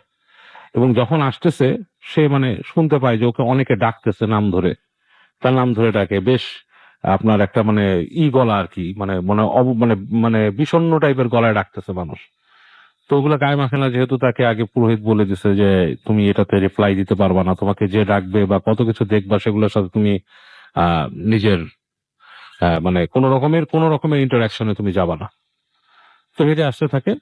তো এক পর্যায়ে বেশ কাছাকাছি যখন চলে আসছে, যে ওই পথটা ডিটোর যে পথটা নিয়েছিল সে, মানে আপনার ঘুরে যে পথটা দিয়ে আসার কথা, সেখানে রাস্তার কোণে দেখতো একটা বাঁশঝাড়, এবং বাঁশঝাড়ের মাথায় যখন সে যাচ্ছে বাসটার কাছে দিয়ে, তখন দেখতেছে যে আকাশে হালকা আলো আসছে, মানে মেঘ কেটে যাচ্ছে। তো ও দেখতে পায় যে একটা বড় লম্বা বাঁশের মাথায় একটা সাদা কি যেন লটকে আছে। মানে যখন আরেকটু কাছাকাছি যায় তখন সে দেখে যে একটা মহিলা, সেই একটা বাঁশের মধ্যে মহিলাটা লটকে আছে, জাস্ট লাইক বাঁশটা দোলে যেরকম বাতাসে, বাঁশের মাথায় একটা মানে দেখবেন যে বাঁশ তো বেশ ফ্লেক্সিবল একটা জিনিস, এটা মাথায় যদি ভারী কিছু দিয়ে দেয় তখন কিন্তু এটা বেশ মানে দুলতে থাকে ডিফারেন্ট আকারে। দেখে লটকে আছে, একটা মহিলা লটকে আছে, তার চুলটা একদম উপর থেকে মাটি ছোঁয়া, এবং এটা লাইক সোয়াইপ করতেছে মাটিতে, কাদা মাটিতে, এবং মানে ইটস লাইক মানে এটা একটা জীবন্ত মানুষের মতো ঝুলে আছে। তো ও এটা দেখে বিশাল একটা ধাক্কা খায় মনের মধ্যে, দাঁড়ায় যায়। তো এই সময়টাতে সে তার পিঠের মধ্যে পুরো দেখে যে একটা ঠান্ডা ঘাড়ের মধ্যে স্পর্শ। তো ফাট করে ফিরে তাকায়, সে ফিরে তাকায় দেখে যে মাথাটা কেটে নিয়ে আসছে সেই যে মানে একটা বডি, সে বডিটা পিছনে দাঁড়ানো এবং তার পিঠে হাত দিয়ে ধরছে। তো এটা দেখে সে চিৎকার করে মাথাটা ফেলে ওইখানে বেহুশ হয়ে যায়। এবং পরদিন তাকে নাকি গ্রামের মানুষজন পায়, পাওয়ার পরে তার অনেক জ্বর ছিল, অসুস্থ ছিল, এবং তারপর থেকে সে মানে বেশ একটু মানে মানে অতিপ্রকৃতস্থ আর কি, পাগল টাইপের হয়ে গেছে। এবং সে নাকি ওই বুড়া বয়সে তখন অনেক কিছু উল্টাপাল্টা দেখতো, করতো। আর মানে ছোটখাটো লেবারের কাজ করে, মানে লাইফে তার আর কিছু করা হয়নি আর কি, হি কুডন্ট ডু এনিথিং, অ্যাবনর্মাল হয়ে গেছে লাইফে। ওকে, এটাই ছিল ঘটনা আসলে। থ্যাংক ইউ ভেরি মাচ আপনার ঘটনার জন্য। আমরা দেখতে পাচ্ছি অনেকেই আমাদের সাথে এই মুহূর্তে আছেন, আমাদের সাথে অনেকে এসএমএস এ জয়েন করেছেন অলরেডি। তানজিম আমাদের সাথে রয়েছেন, আমার সাথে রয়েছেন দেখতে পাচ্ছি আলিফ এবং তার ওয়াইফ রুম্পা হবিগঞ্জ থেকে। এছাড়াও আরিয়ান আমাদের সাথে রয়েছেন, আমার সাথে রয়েছেন রাজশাহী থেকে মুরাদ, এছাড়াও সাত্তাজ আমাদের সাথে রয়েছেন, দিগন্ত আমাদের সাথে রয়েছেন, আমার সাথে রয়েছেন আর যে জুনায়েদ, এছাড়া আমাদের সাথে রয়েছেন দেখতে পাচ্ছি জেরিন, এছাড়াও আরাফাত, এছাড়াও পারভেজ সহ আমাদের সঙ্গে রয়েছেন আরো অনেকেই। আমাদের সঙ্গে রয়েছেন দেখতে পাচ্ছি শামীম হুসাইন, আমাদের সঙ্গে রয়েছেন দেখতে পাচ্ছি আরাফাত শিমুল, এছাড়াও মুন্না আমাদের সাথে রয়েছেন বসুন্ধরা থেকে, আমাদের সাথে রয়েছেন দেখতে পাচ্ছি দিগন্ত থেকে শুরু করে আরো অনেকে। আমরা চলে যাচ্ছি আমাদের প্রথম অতিথির কাছে আরো একবার, এবং তার কাছে আমরা একটা ঘটনা শুনবো, এন্ড তারপরে আমরা ফিরে আসছি আবার আপনার কাছে। সেই পর্যন্ত আশা করছি আমাদের সঙ্গেই থাকবেন। আচ্ছা, আমরা যাচ্ছি আবার আপনার ভাইয়ের কাছে, আপনাকে খুঁজছিলাম আমি, আপনার ঘটনা শুনি। আসসালামু আলাইকুম লিসেনার। ধন্যবাদ রাসেল ভাই আবার সুযোগ দেওয়ার জন্য। এখন আমি যে ঘটনাটি শেয়ার করতে চাচ্ছি, এটি আমার এক ছোট ভাই, যেটা ওর বাড়ি হচ্ছে রাজবাড়ী জেলার কাজীবাধা নামক স্থানে। ওর নাম সজীব। ও ফরিদপুরের শ্যামসুন্দরপুর নামক একটা গ্রাম আছে, ওই গ্রাম থেকে এই ঘটনাটি কালেক্ট করে আমাকে দিয়েছে ভূত এফএম এ শেয়ার করার জন্য। এটা আমি শেয়ার করতে চাচ্ছি। শ্যামসুন্দরপুর গ্রামে এই ঘটনাটি বেশ প্রচলিত। তো এই ঘটনাটি ঘটে 1955 সালের দিকে। তো 1955 সালে ওই গ্রামের একটি বাড়ি ছিল, সেই বাড়িতে বেশ সম্ভ্রান্ত একটা বাড়ি ছিল, ধনী পরিবার আর কি। ওই হুম, ধনী পরিবারের যিনি মহিলা ছিলেন আর কি, ওনার হঠাৎ করে ওনার একটা রোগ হয়। ওই রোগে ওনার শরীর অস্বাভাবিক রকমের ফুলে যায়। হুম, তো ফুলে যাওয়ার পর উনি যেহেতু শরীরে অনেক গহনা পরতেন, স্বর্ণের গহনা পরতেন, তো ওই অস্বাভাবিক রকমের ফুলে যাওয়ার কারণে উনি মারা যান হঠাৎ করে। কিন্তু সমস্যা হলো ওনার যখন লাশের যখন গোসল দেয়া হবে, তো ওই হাত যেহেতু অতিমাত্রায় ফুলে গিয়েছে, হাতের যে গহনাগুলো ছিল, বালা যেগুলো ছিল, এগুলো কিন্তু আর খোলা যায় নাই, কিন্তু ওনার গলায় যে গহনাগুলো ছিল এগুলো খোলা গিয়েছিল। তখন লোকজন সবাই জানতো যে ওনার হাতে যে গহনাগুলো ছিল, এই গহনাগুলো যেহেতু খোলা যায় নাই, এই গহনা সহই ওনাকে কবর দেয়া হয়।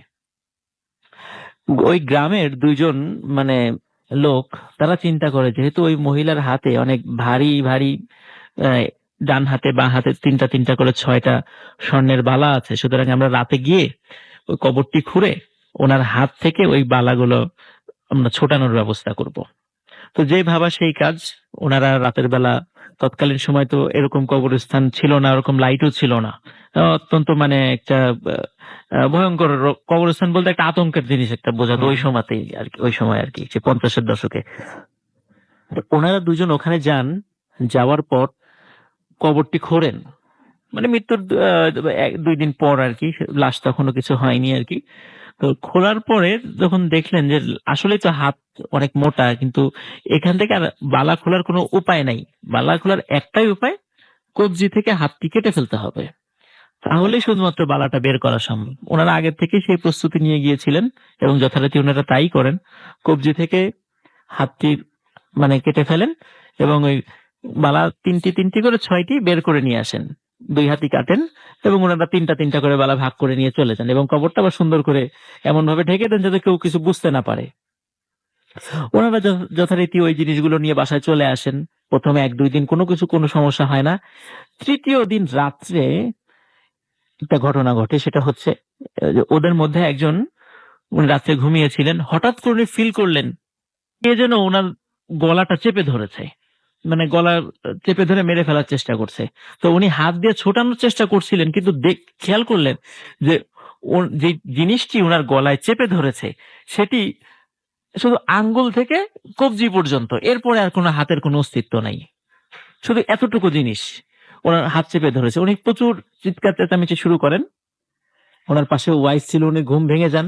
ভেঙে যাওয়ার পরে ওনার ওয়াইফ এবং উনি দুজনেই দেখেন যে ওই ছোট্ট দুটো হাত, মানে কবজি পর্যন্ত হাত, এই দুটো হাত উড়ে গিয়ে সুন্দর করে জানালার যে জানালাটা ছিল, জানালার কপাটটি খুলে জানালা দিয়ে বের হয়ে গেল।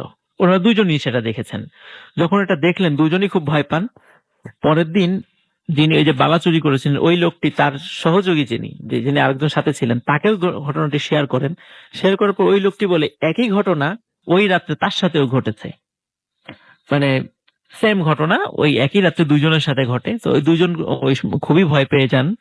তারপরে ওই আমরা জানি রাসেল ভাই, ওই যে আগে দেখতাম যে বৃষ্টি হলে অনেক সময় কই মাছ পুকুর থেকে উঠে আসে, আমরা এটা দেখতে আমিও দেখেছি আর কি। তো ওই সময় ছিল বর্ষাকাল, বৃষ্টি হচ্ছিল, হঠাৎ করে রাতের বেলা বৃষ্টি শুরু হয়। তখন ওই যিনি ওই যে হাত কেটে বালা নিয়ে এসেছিলেন, উনি চিন্তা করলেন যে ওনার বাসার পাশেই তো পুকুর, ওই পুকুরে আবার প্রচুর মাছ টাছ আছে এবং একটা বাঁশের ঝোড়ও আছে সেখানে। তো উনি ওই সময় ওনার কাছে টর্চ লাইট ছিল না, তা হারিকেন জ্বালিয়ে হারিকেনের উপর পলিথিন দিয়ে যাতে বৃষ্টির পানি না পড়ে, উনি আরেকটা ছাতি নিয়ে ওই মাছ উনি সংগ্রহ করবেন, মাছ উঠে এসেছে কিনা এইটি দেখার জন্য উনি বাইরে বের হন। এবং সত্যি সত্যি গিয়ে দেখলেন যে অনেক বেশ ওই বাঁশের নিচে যেখানে বৃষ্টির পানি প্রবাহ হয়ে পুকুরে চোখ পড়ে যাচ্ছে, হুম, সেখানে ছোট ছোট কি ধরে লাফালাফি করছে অনেক। তো উনি মনে করেন এগুলো মাছ, এগুলো আমি এখন যে ধরি। তো উনি কিছু জিনিস মানে মাছ রাখার জন্য একটি পাত্র নিলেন, পাত্র নিয়ে সেখানে গেলেন, যাওয়ার পরে একটু ভালো করে খেয়াল করলেন যে জিনিসগুলো লাফালাফি করছিল ওগুলো আসলে মাছ না, অসংখ্য কবজি থেকে কেটে ফেলা হাত লাফালাফি করছিল সেখানে, মাছের মতো করে মাছের মতো। লাফালাফি উনি দূর করছে। থেকে সেটা মাছ মনে করেছিলেন, এবং উনি যখন ওটা দেখে যখন ভয় পেয়ে দৌড় দিয়ে বাসা আসতে যাবেন, তখনই ওই কবজি থেকে যে এই হাতটি, দুটি হাত ওনার পা চেপে ধরেন, পা চেপে ধরে টানতে টানতে পুকুরের দিকে নিয়ে যাওয়ার চেষ্টা করে। কিন্তু উনি অনেক চেষ্টা করে ওখান থেকে রক্ষা পেয়ে দৌড়ে ঘরে চলে আসেন।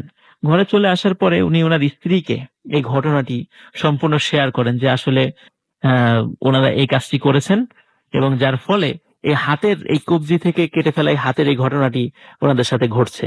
তখন ওনার স্ত্রী পরামর্শ দেন যে তুমি ভালো কোনো হুজুরের সাথে গিয়ে আলোচনা করো, উনি কি পরামর্শ দেন এই বিষয়টি নিয়ে। তখন ওনারা ওই যে যারা দুইজন বন্ধু আর কি, যিনি কাজটা করেছেন, দুইজনই একজন হুজুরের কাছে গিয়ে পরামর্শ করেন। তখন হুজুর একটাই পরামর্শ দেন, সেটা হচ্ছে যে তোমরা যে কাজটা করেছো, অন্যায় করেছো, তোমরা এই বালাগুলো আবার ওই কবরে রেখে আসো। তখন ওনারা চিন্তা করেন আবার সত্যি তাহলে আমরা ওই কবরে গিয়ে ওইটা রেখে আসব। তখন ওই কবরে রেখে যেদিন ওই হুজুরের কাছে পরামর্শ করতে গিয়েছিলেন, ওদিন ফিরতে ফিরতে আবার ওনাদের রাত হয়ে যায়। তো ওনারা যখন বাসায় ফিরছিলেন দুইজন একই সাথে, তখন ওনাদের রাস্তায় আসার পথে একটি বড় বট গাছ পড়ে। তো হঠাৎ করে রাতের বেলা খেয়াল করলেন আসার সময় যে ওই বট গাছে ওই যে মহিলাটি যিনি মারা গিয়েছিলেন উনি ঝুলছে, কিন্তু গলায় ফাঁস দিয়ে ঝুলছে না, মানে গলায় কোনো দড়ি নাই, এমনি শূন্যে ঝুলছে, এবং ওনার হাত দুটো কাটা, এবং Right. দূর থেকে ওনাদেরকে ইশারা করে দেখাচ্ছে ওই মহিলা, এই দেখো আমার হাত নাই। এবং ওই যে হাত দুটি ওনার কবজি থেকে আলাদা হয়ে হাত দুটি, ওই হাত দুটি মানে উড়ে উড়ে ওনাদের দিকে আসছে। ওনারা ওখানেই দুইজনই সেন্সলেস হয়ে পড়ে যান। পরবর্তী দিন সকালবেলা লোকজন ওখানে পায় ওনাদেরকে। তবে এই ঘটনাটি উনি প্রথমে কাউকে শেয়ার করে নাই, কি কারণে ওনারা ওখানে সেন্সলেস হয়ে গিয়েছিলেন। তো পরবর্তীতে এই ঘটনাগুলো ওনার শুধুমাত্র ওনাদের ওয়াইফকে এই ঘটনাগুলো শেয়ার করেছিলেন। তারপরে ওনারা সিদ্ধান্ত নিয়েছিলেন যে এই বালা তিনটি, এই বালা 6টি আর কি, প্রত্যেকের কাছে 3টি করে ছিল, ওনারা কবরে গিয়ে সেটা রেখে আসবেন। এবং সত্যি ওনারা যান সেখানে, ওনাদের স্ত্রীকে বলে গিয়েছিলেন যে আমরা এই কাজ করতে যাচ্ছি।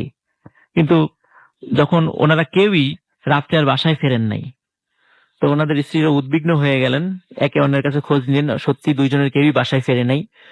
যখন যেহেতু বলে গিয়েছেন যে অমুক কবরস্থানে যাব, তারা সেখানে যান, কবরস্থানে যান, গিয়ে দেখেন যে ওনাদের দুইজনের লাশ ওই যেই মহিলাটির কবর, ওই কবরের মধ্যেই পড়ে আছে। এবং সবাই ওখানে, অনেক লোক ছিল, অনেক লোকই সেটা দেখেছে যে ওই মহিলার হাত দুটি তো কাটা ছিল, যেহেতু ওনারা কেটে নিয়ে গেছিলেন। সবাই দেখেছে যে ওই কবরের মধ্যে ওনারা যেই বালা 6টি রেখে দিয়েছে, ওই দুইজন লোকও সেখানে মৃত অবস্থায় পড়ে আছে, কিন্তু ওই দুটো লোকেরই কবজি থেকে হাত কাটা। এখন কে কেটেছে, কিভাবে কেটেছে, এটা কেউ বলতে পারে না। তবে এই ঘটনা ঘটার পরেই ওনাদের স্ত্রী, যারা দুইজন স্ত্রী, তখন বলেন যে আসলে আমাদের স্বামী এই এই কাজ করেছিল, যার ফলে ওনাদের সাথে এই এই ঘটনা ঘটেছিল, এবং ফলশ্রুতিতে আজকে তাদের এই করুণ পরিণতি। ওনাদের স্ত্রীকে না বললে হয়তো আমরা এই ঘটনাটা জানতেও পারতাম না।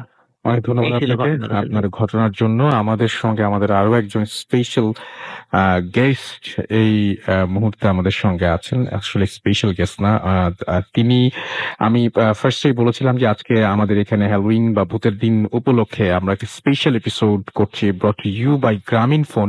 এবং আমাদেরকে এইখানে আমরা যেখানে করছি সেটা যে 6 সিজন হোটেল, এবং সেখানকার ওনার, আপনি আপনার পরিচয়টা প্লিজ একটু দিন, তাহলে ভালো হবে। হ্যাঁ প্লিজ। আমি কাজী আকিব শামস, জি। আমি সিক্স ডাইরেক্টর। রাইট। আর খুবই excited. So first of all thank you এখানে আসার And জন্য। thanks for your hospitality and thanks for everything. আমি একটা জিনিস খুব জানতে চাই, সেটা হচ্ছে যে এখন হচ্ছে যে টক অফ দ্য টাউন, যে এই যে এখানে এই জিনিসটা হচ্ছে, সবাই যে আজকে ভয়ঙ্কর সব এক্সপেরিয়েন্স নিয়ে গেল, Right. ফাইনালি আমরা এখানে করছি, কালকেও থাকবে।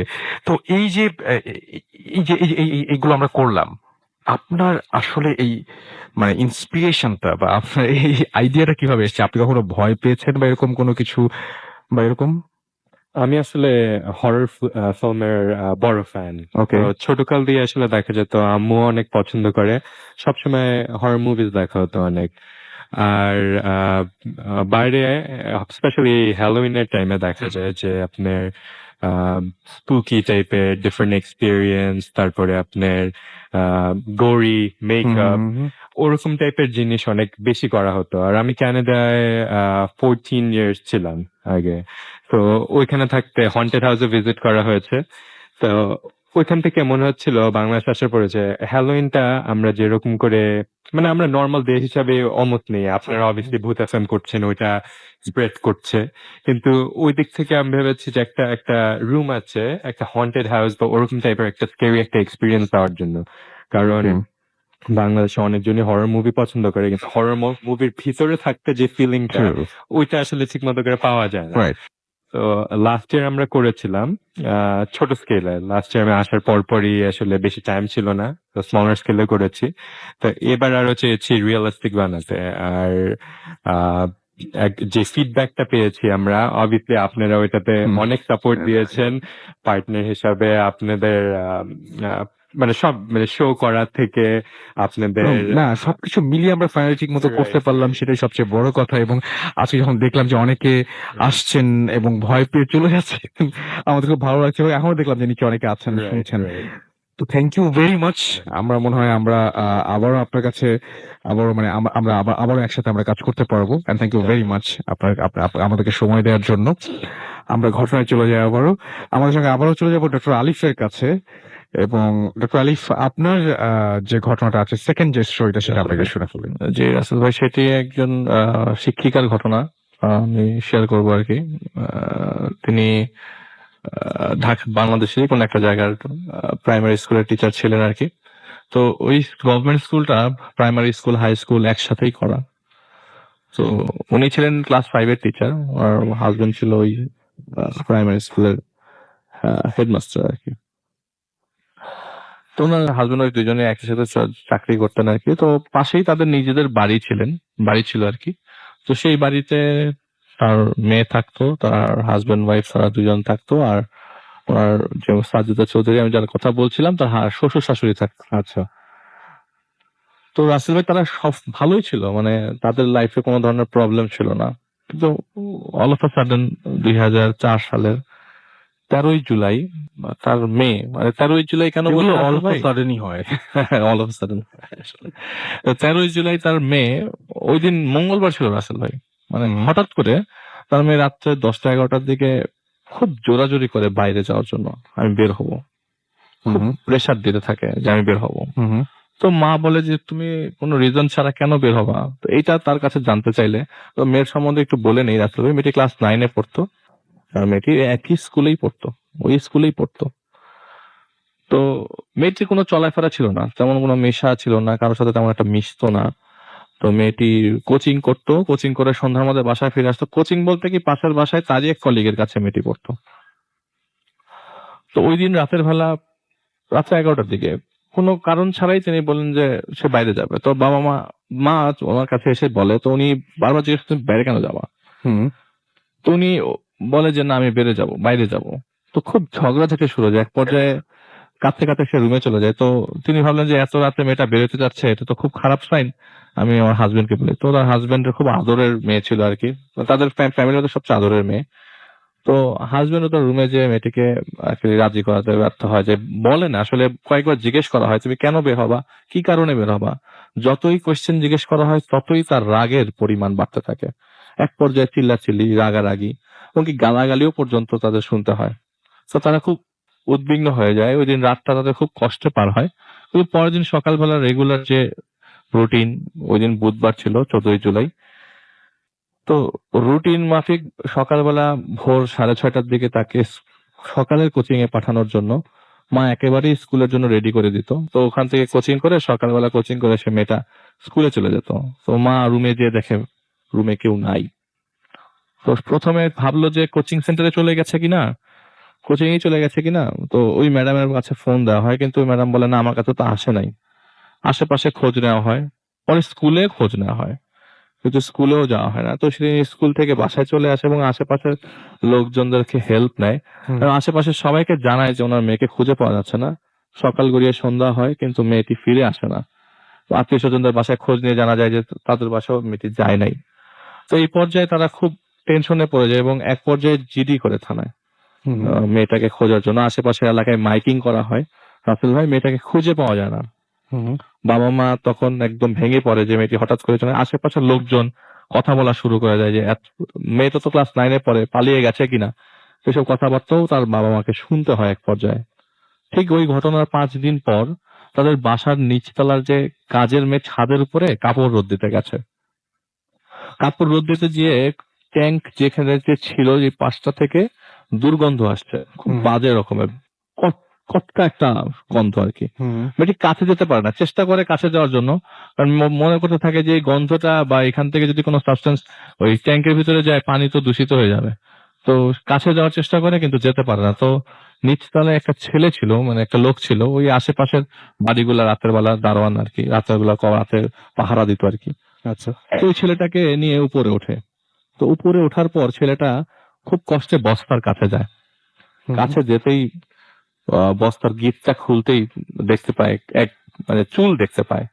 তো বোঝা যায় যে এটা একটা লাশ। তো সে আর রিস্ক না নিয়ে পুলিশকে জানানো হয়। তো পুলিশ আসে, এলাকার লোকজন আসে, ছাদটার মধ্যে এক ধরনের জমাট বেঁধে যায়।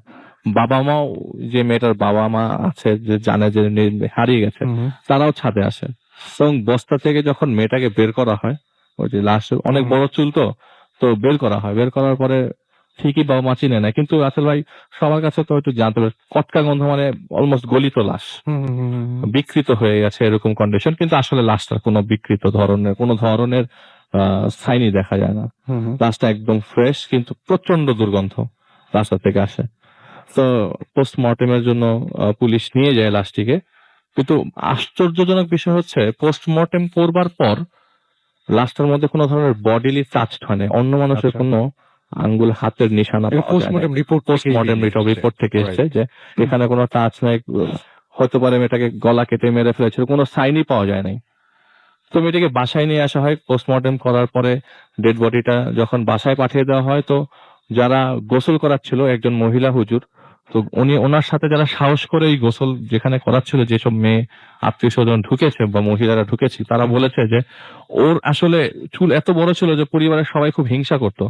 কিন্তু গোসল করানোর সময় জিনিসটা সবচেয়ে বেশি প্রত্যক্ষ করা হয় যে মাথার মাঝখানে চুল ছিল না। চুল কোনো এক ফোঁটা চুল ছিল না। কর্নার দিয়ে চুল ছিল কিন্তু মাঝখানে কোনো চুল ছিল না। এটা খুব ভয়ের, এবং ওইখানে ওই মুহূর্তে দেখতে খুব ভয়ই লেগেছে। হঠাৎ করে এবং নখ গুলা, নেইল বেডস গুলা ভাঙা ছিল, নখ গুলা ভাঙা ছিল। কিন্তু বডিতে কিন্তু রাসেল ভাই কোনো ধরনের আঘাতের এক ফোঁটা ছিটে ফোটাও নাই, কিন্তু প্রচন্ড দুর্গন্ধ গোসল করাবার সময়ও। তো যেহেতু গোসল করানো হয়ে যায়, কোনো মতে গোসল করানোর পর লাশটাকে কবরস্থ করা হয় পারিবারিক গোরস্থানে। কিন্তু রাসেল ভাই এরপরে তো বুঝতে পারছেন যে বাবা মার অবস্থা কিরকম। একমাত্র মেয়ে ছিল, মেয়েটি মারা গেছে। তো এটা ভাবতে অনেকটা কষ্ট হচ্ছে। তো বাবা মা ওই বাসায় আপনার মাদ্রাসার হুজুর নিয়ে আসা হয়, আত্মীয় স্বজন কিছু হুজুর নিয়ে আসা আশেপাশের মাদ্রাসা থেকে। হুজুররা ছোটখাটো বাচ্চা ছেলেরা কোরআন শরীফ পড়ছিল আর কি। রাত তখন 1টা বাজে। তো ওই মুহূর্তে বাবা ওই কোরআন শরীফ পড়ছিল, তো পাশে একটি চেয়ারে বসেছিল মেয়েটির বাবা। তো হঠাৎ করে মেয়েটির বাবা আঙ্গুল তুলে একটা জায়গায় ইশারা করতে করতে বুক চেপে চেয়ার থেকে পড়ে যায়। তো তাকে ওই মুহূর্তে হসপিটালে শিফট করা হয়। মানে আসলে রাসেল ভাই একই দিনের ঘটনা। মা যেদিন জানতে পারো তার মেয়ে মারা গেছে, ওই দিন রাতের বেলা তার হাজবেন্ড মারা যায়, হার্ট অ্যাটাক করে ঢাকায় আনতে মারা যায়। তো এইরকম কষ্টের অবস্থায় তো সে আরো ভেঙে যায়। তার সাথে কেউ কথা বলতে পারে না 10-15 দিন, এরকম কন্ডিশন আর কি।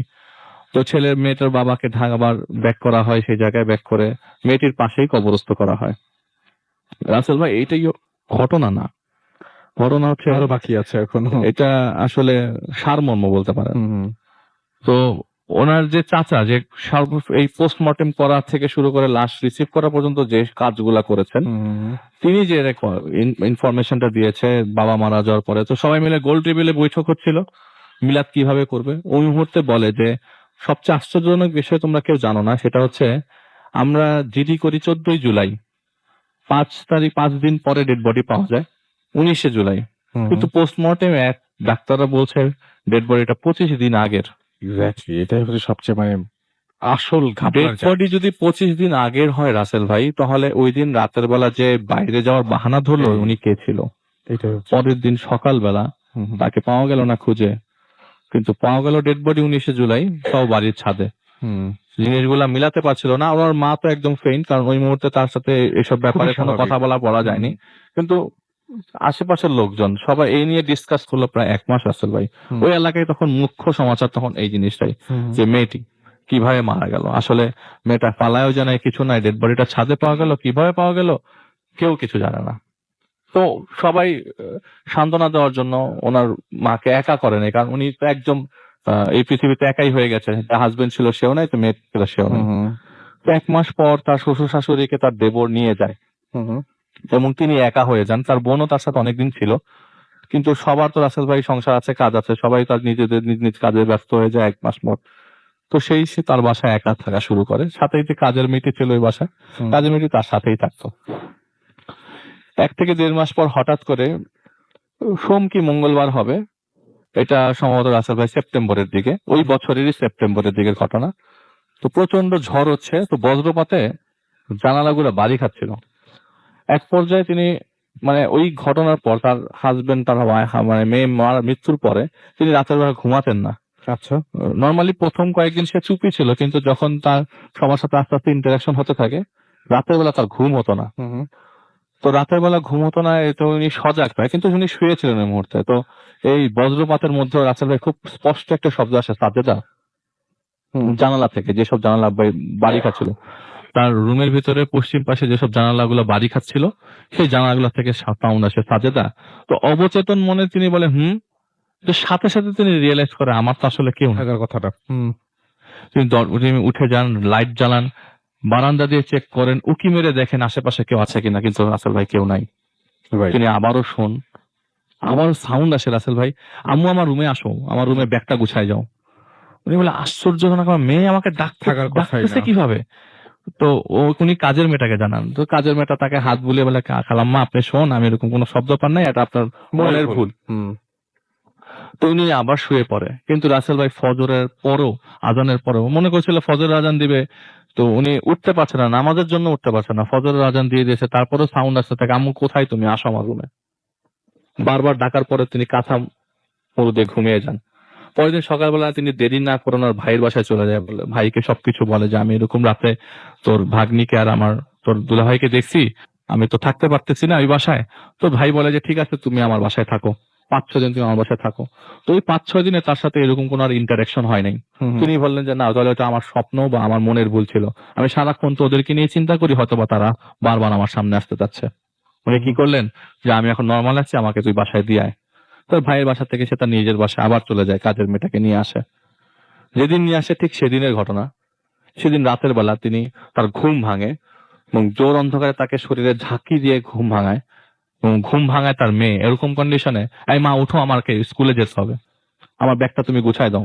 এই মা আমি বাথরুমে যাবো, আমার চুল আঁচড়াতে হবে, তুমি ব্যাগটা গুছাই দাও। তুমি জানো তো আমার চুল অনেক বড়।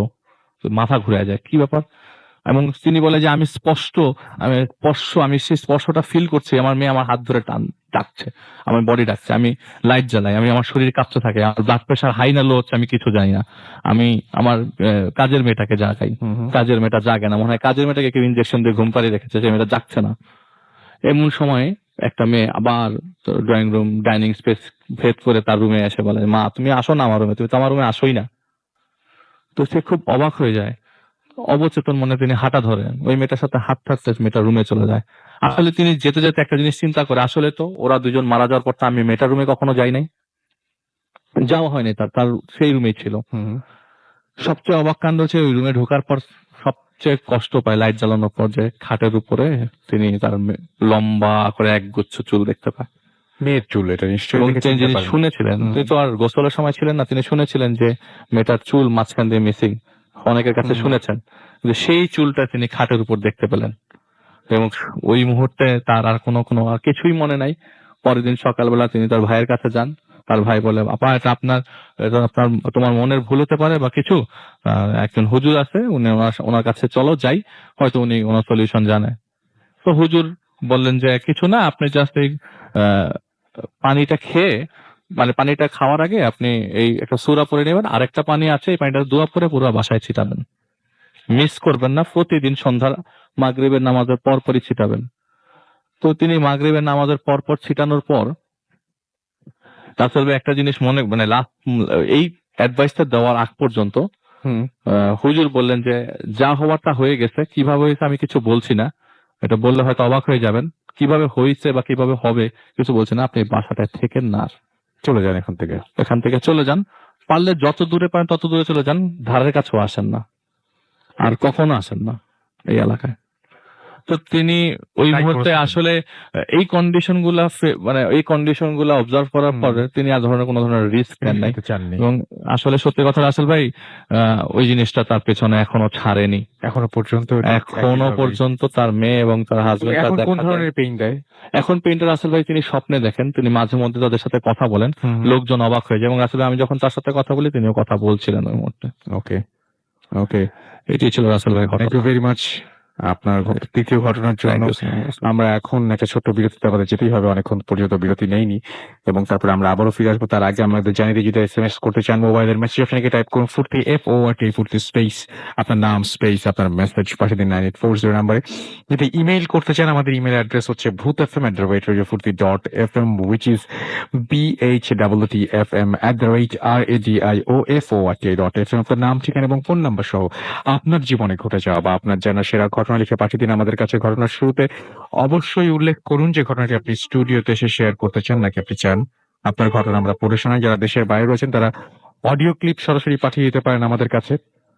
আগামী সপ্তাহে যারা গেস্ট হিসেবে আসতে চান তারা দ্রুত ঘটনা পাঠান, এবং আমাদের ফেসবুকে দুটো পেজ রয়েছে, www.facebook.com/radio.furti and www.facebook.com/bhutfm.russell। সেখানে যান, আমাদের লাইভ আমরা ফেসবুকে গিয়েছিলাম, সেই ভিডিও আপনারা দেখতে পারবেন। এখানে আজকে যারা গেস্ট হিসেবে ছিলেন এবং এখনো আছেন তাদেরকে দেখতে পারবেন, এবং আপনি যে কোনো কোয়েশ্চেন করতে পারেন, কমেন্ট করতে পারেন, এনিথিং ইউ ওয়ান্ট। আমরা চলে যাবো একটা ছোট বিরতিতে। স্টে টিউনড রেডিও ফুর্তি এন্ড ডোন্ট স্টপ দ্য ফুর্তি।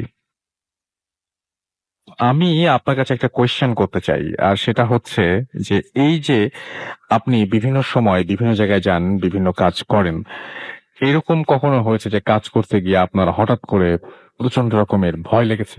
জি জি, আমি কাজ করতে গিয়ে অনেক রকমের অনেক সমস্যা পড়ছি, অনেক সমস্যা অসুবিধায় পড়েছে, কিন্তু কোনদিন এরকম হয়েছে যে প্রচন্ড ভয় ভয় পেয়েছেন পেয়েছি, এবং হ্যাঁ। যেই মনে হয়েছে না আমার এখানে আসা ঠিক হয়নি, আমার হ্যাঁ। কোনো রকম ভাবে বেরিয়ে এখান থেকে চলে যেতে হবে, আমাকে সরে পড়তে হবে, আমার হ্যাঁ। কোনোভাবেই এটা আমার আয়ত্তের বাইরে, এরকম কোন জায়গায় আপনি কখনো হ্যাঁ, গেছেন? আমি এটা এরকম বলেছিলাম, পাগলা নারায়ণগঞ্জ হুম। যে ঐশী যে মেয়েটি সাপ হয়ে গেছিল, আমার সবচেয়ে বেশি ভয়ানক সেই জিনিসটাই ছিল। না, কিন্তু আপনি কোন জায়গায় যে আপনি বুঝতে পারেন কিভাবে যে এটা আপনার ঠিক আয়ত্তের বাইরে, এখানে আপনি আসলে হ্যাঁ, টিকতে পারবেন না? আয়ত্তের বাইরে সেটা আমাকে বোঝা যায় যখন আমি আমার সামনে বসে, আর আমি যখন বসি আমার জিন যে বাড়িতে বা যার সাথে জিন আসা হয়, হুম। তখন আমার সমস্ত শরীর বা আমার এমন অবস্থা হয় যে আমি দুর্বল, অনেক দুর্বল, হুম। মাথা ঘুরতে থাকে আমার। তখন আমি বুঝতে পারি এটা অনেক শক্তিশালী, আচ্ছা, এর ক্ষমতা অনেক বেশি। অন্য সবকিছু চাইতে অনেক হ্যাঁ। বেশি, এবং তখন আপনি ভয় তখন পেয়ে যান। আমার প্রচন্ড সমস্যা বেশি রকমের হয়। হুম। তারপর আমি তখন এক মনে বিশ্বাসে, যা পবিত্র কোরআন সবচেয়ে শক্তিশালী, আল্লাহর কোরআন সবচেয়ে শক্তিশালী, এই কোরআন দ্বারা তখন তাকে আটকেছিলি। সেটা তো বুঝতেই পারছি, হ্যাঁ। বাট এরকম যখন ভয়, হ্যাঁ এরকম ভয় আপনি পান। আমি এরকম অনেক সময় যে আমি হুম। এরকম হয়েছে অনেকবারই, হুম। যে যখন কাজ করতে গেছি তখন আমার যে শক্তির বাহিরে সেটা ও অনেক শক্তিশালী, তখন আমার প্রচন্ড ভয়, আর কি আমি প্রচুর ভয় পাইতাম যে এই জিনিস আমি এর মধ্যে পারবো না। এরকম অনেকবার হয়েছে আমার। Okay, so thank you very much. আর আমরা আমাদের সঙ্গে আমরা আপনার কাছে আবারও দেখি যদি আসতে পারি তাহলে আসবো। আমাদের সঙ্গে আছেন ফারনান, এবং তিনিও আজকে আমাদের এখানে উপস্থিত হয়েছেন। তো ফারনান, কিরকম লাগছে আমাদের আজকের সবকিছু, এবং আজকের এই আয়োজন কেমন লাগছে? হ্যাঁ ভাইয়া, প্রথমেই আপনাকে এবং রেডিও থেকে অনেক থ্যাংক ইউ যে আমাকে আজকে ইনভাইট করার জন্য। আর আজকে এখানকার যে সিচুয়েশন যা দেখলাম, নিচে 100 হাউস ছিল একটা, তারপরে যে অনেকে বিভিন্ন ধরনের কস্টিউম পরা ছিল, এই জিনিসগুলো খুব মজা লাগছে আমার কাছে, যে এরকম সিচুয়েশন তো সবসময় দেখা যায় না। তো এইগুলো খুব এনজয় করতেছি। তা এখনো এনজয় করছি অলরেডি। আর যেটা হচ্ছে যে অ্যাটমসফিয়ারটা খুবই মজার, এরকম আগে আসলে ফেস ওকে, সো ফারহান অনেক অনেক ধন্যবাদ আমাদের সঙ্গে থাকার জন্য। আমরা এইবার কিছু এসএমএস পড়ি এবং আমরা দেখতে পাচ্ছি যে এখানে আমাদেরকে ফোর্ট মাহি পুরান ঢাকা থেকে এসএমএস করেছেন। কি আশ্চর্য, মানে শিলা আমাদের এসএমএস করেছেন আমাদের ফুল লাইভ শুনছেন। উদয় বিশ্বাস আমাদের এসএমএস করেছেন। শামীম আরা লালবাগ থেকে আমাদের এসএমএস করেছেন বাপ্পি গুলশান 2 থেকে। এছাড়া আমাদের এসএমএস করেছেন দেখতে পাচ্ছি মেধা রয়। এছাড়া আমাদের এসএমএস করেছেন দেখতে পাচ্ছি দুর্জয়। আর আরেকটা জিনিস আমি সবাইকে জানাতে চাই, সেটা হচ্ছে বাংলাদেশ টিম যে আজকে একটা মানে কি বলবো, যে একটা একটা এরকম মানে হোয়াট আ উইন। আর এছাড়া কিছু বলার নাই আসলে। মানে মানে এটা হচ্ছে মানে কি বলবো যে তা মানে এত মানে আহ, এত মজার উইন, এত এত এত অন্যরকমের উইন ছিল সেটা। মানে কি বলবো যে আপনারা সবাই যারা দেখেছেন ওইটা ওইটা ওইটা ওইটা ওইটা ওইটা মানে এখনো পর্যন্ত ওই মোমেন্টটা আমি ফিল করতে পারছি। তো যাই হোক, সবকিছু মিলিয়ে আজকে মনটাও সবার অনেক বেশি ভালো এবং আমার মনে হয় যে অনেক বেশি চার্জ আপ। আর সেই জন্যই আজকে জমে উঠেছে ভূত এফএম। আর আমি দেখতে পাচ্ছি শিলা আমাদের এসএমএস করেছেন, বাবু যশোর থেকে আমাদের এসএমএস করেছেন, জামিলুর রেজা আমাদের সাথে আছেন, আমার সাথে রয়েছেন খুলনা থেকে আনোয়ার এবং তার ওয়াইফ আফরিন এখনো রয়েছেন এবং তিনি বলেছেন যে আলিফ ভাইকে থ্যাঙ্কস জানিয়েছেন ফর দ্য কেএস স্টোরি।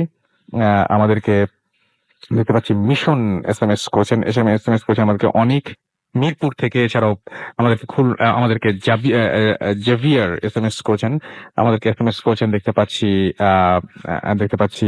আমাদেরকে জুবায়ের। এছাড়াও আমাদেরকে দেখতে পাচ্ছি রাইফু বাপ্পি এসএমএস করেছেন আমাদেরকে ডক্টর শাওয়ার মিরপুর থেকে এবং আমাদেরকে এসএমএস করেছেন দেখতে পাচ্ছি আরো অনেকেই। তো আপনারা যদি এসএমএস করতে চান মোবাইলের মেসেজ এখানে গিয়ে টাইপ করুন ফুর্তি FORT স্পেস আপনার নাম স্পেস আপনার এসএমএস আর পাঠিয়ে দিন 9840 নাম্বারে।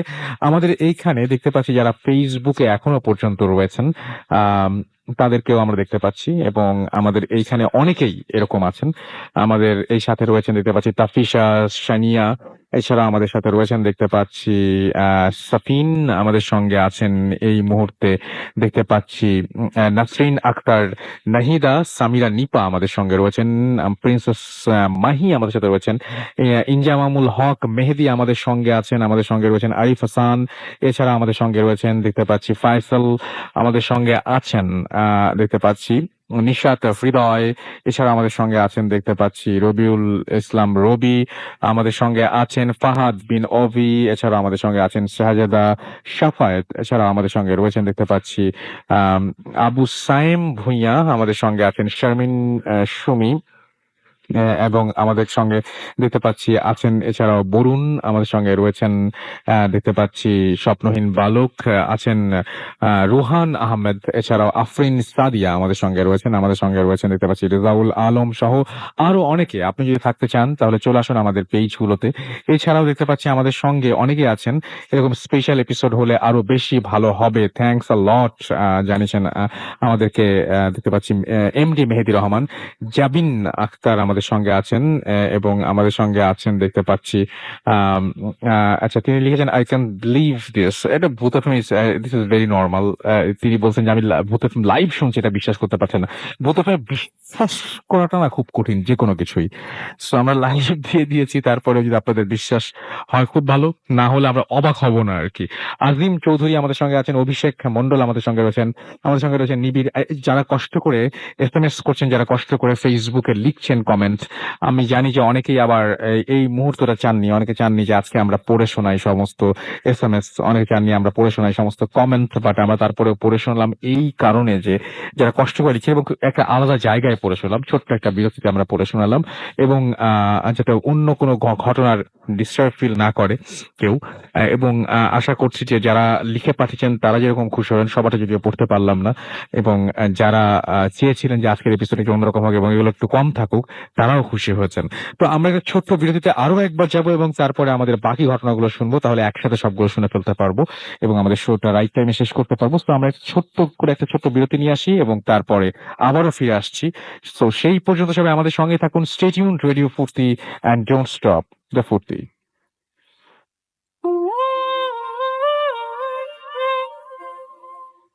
এফএম, আমি রাসেল আছি সাথে এবং চলছে ভূত এফএম, এবং ভূত এফএম আপনাদের সবাইকে আরো একবার স্বাগত জানাচ্ছি। আমাদের সঙ্গে এই মুহূর্তে রয়েছেন মিস্টার আহমেদ বাবু, এবং আমরা তাকে তার ঘটনা, লাস্ট যে ঘটনাটা, সেই ঘটনাটা শেয়ার করতে অনুরোধ করছি, এবং আমার মনে হয় না যে এরপরে আর কোনো ঘটনা থাকবে আমাদের।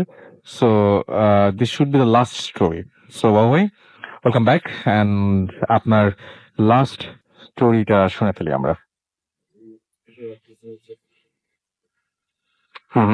যে নিখিল নামে একজন এই ঘটনাটা বলেছে। ওকে। যাই হোক, নিখিলরা একটা বাড়িতে বেড়াতে যায় ওদের ফ্যামিলি সহ। তো ওখানে থাকতে যে ওদেরকে যে মানে বাড়িটা দেওয়া হয়, এটা it's kind of rest house, okay. এবং কোনো পুরনো জমিদার বাড়ি আর কি, এটা রিনোভেট করে করা হয়েছে ওখানে।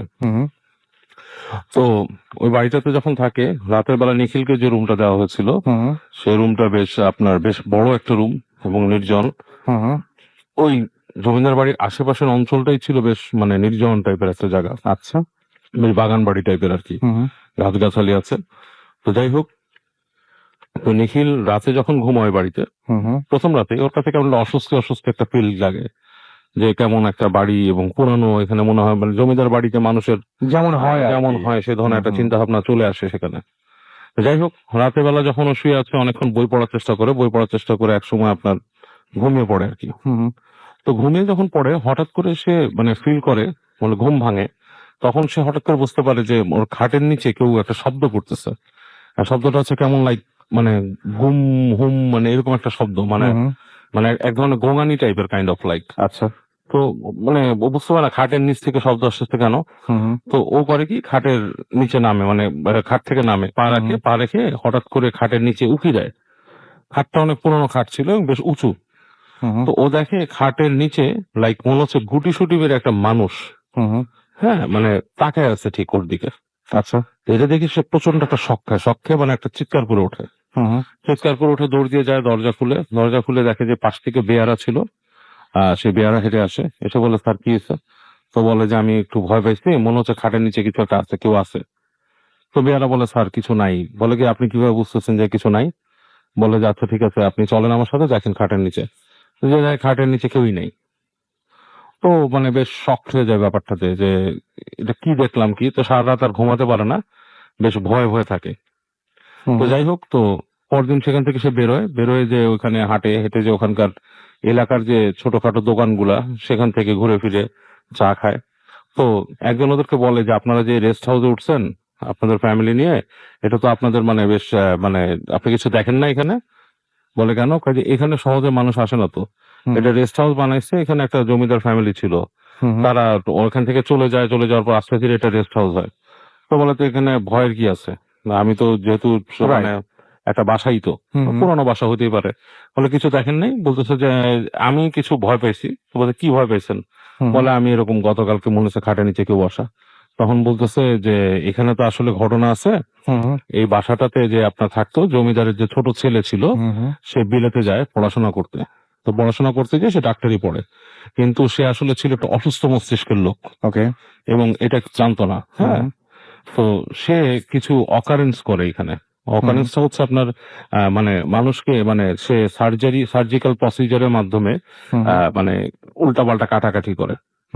এবং এরকম করতে যে একটা মাঝির মেয়েকে সে এরকম মানে নর্মাল একটা অসুখ থেকে সার্জারির নাম করে এরকম কেটে মারে আর কি, কেটে মেরে ফেলে আর কি। এবং সেটা জানাজানির পর মানুষ যখন বুঝতে পারে জিনিসটা ঠিক হয় নাই, মানুষ কোনোভাবে বুঝতে পারে জিনিসটা, তো তখন রাতের বেলা একদিন সে আসার সময় তাকে আপনার এই কোচ দিয়ে মেরে ফেলে আর কি মানুষ।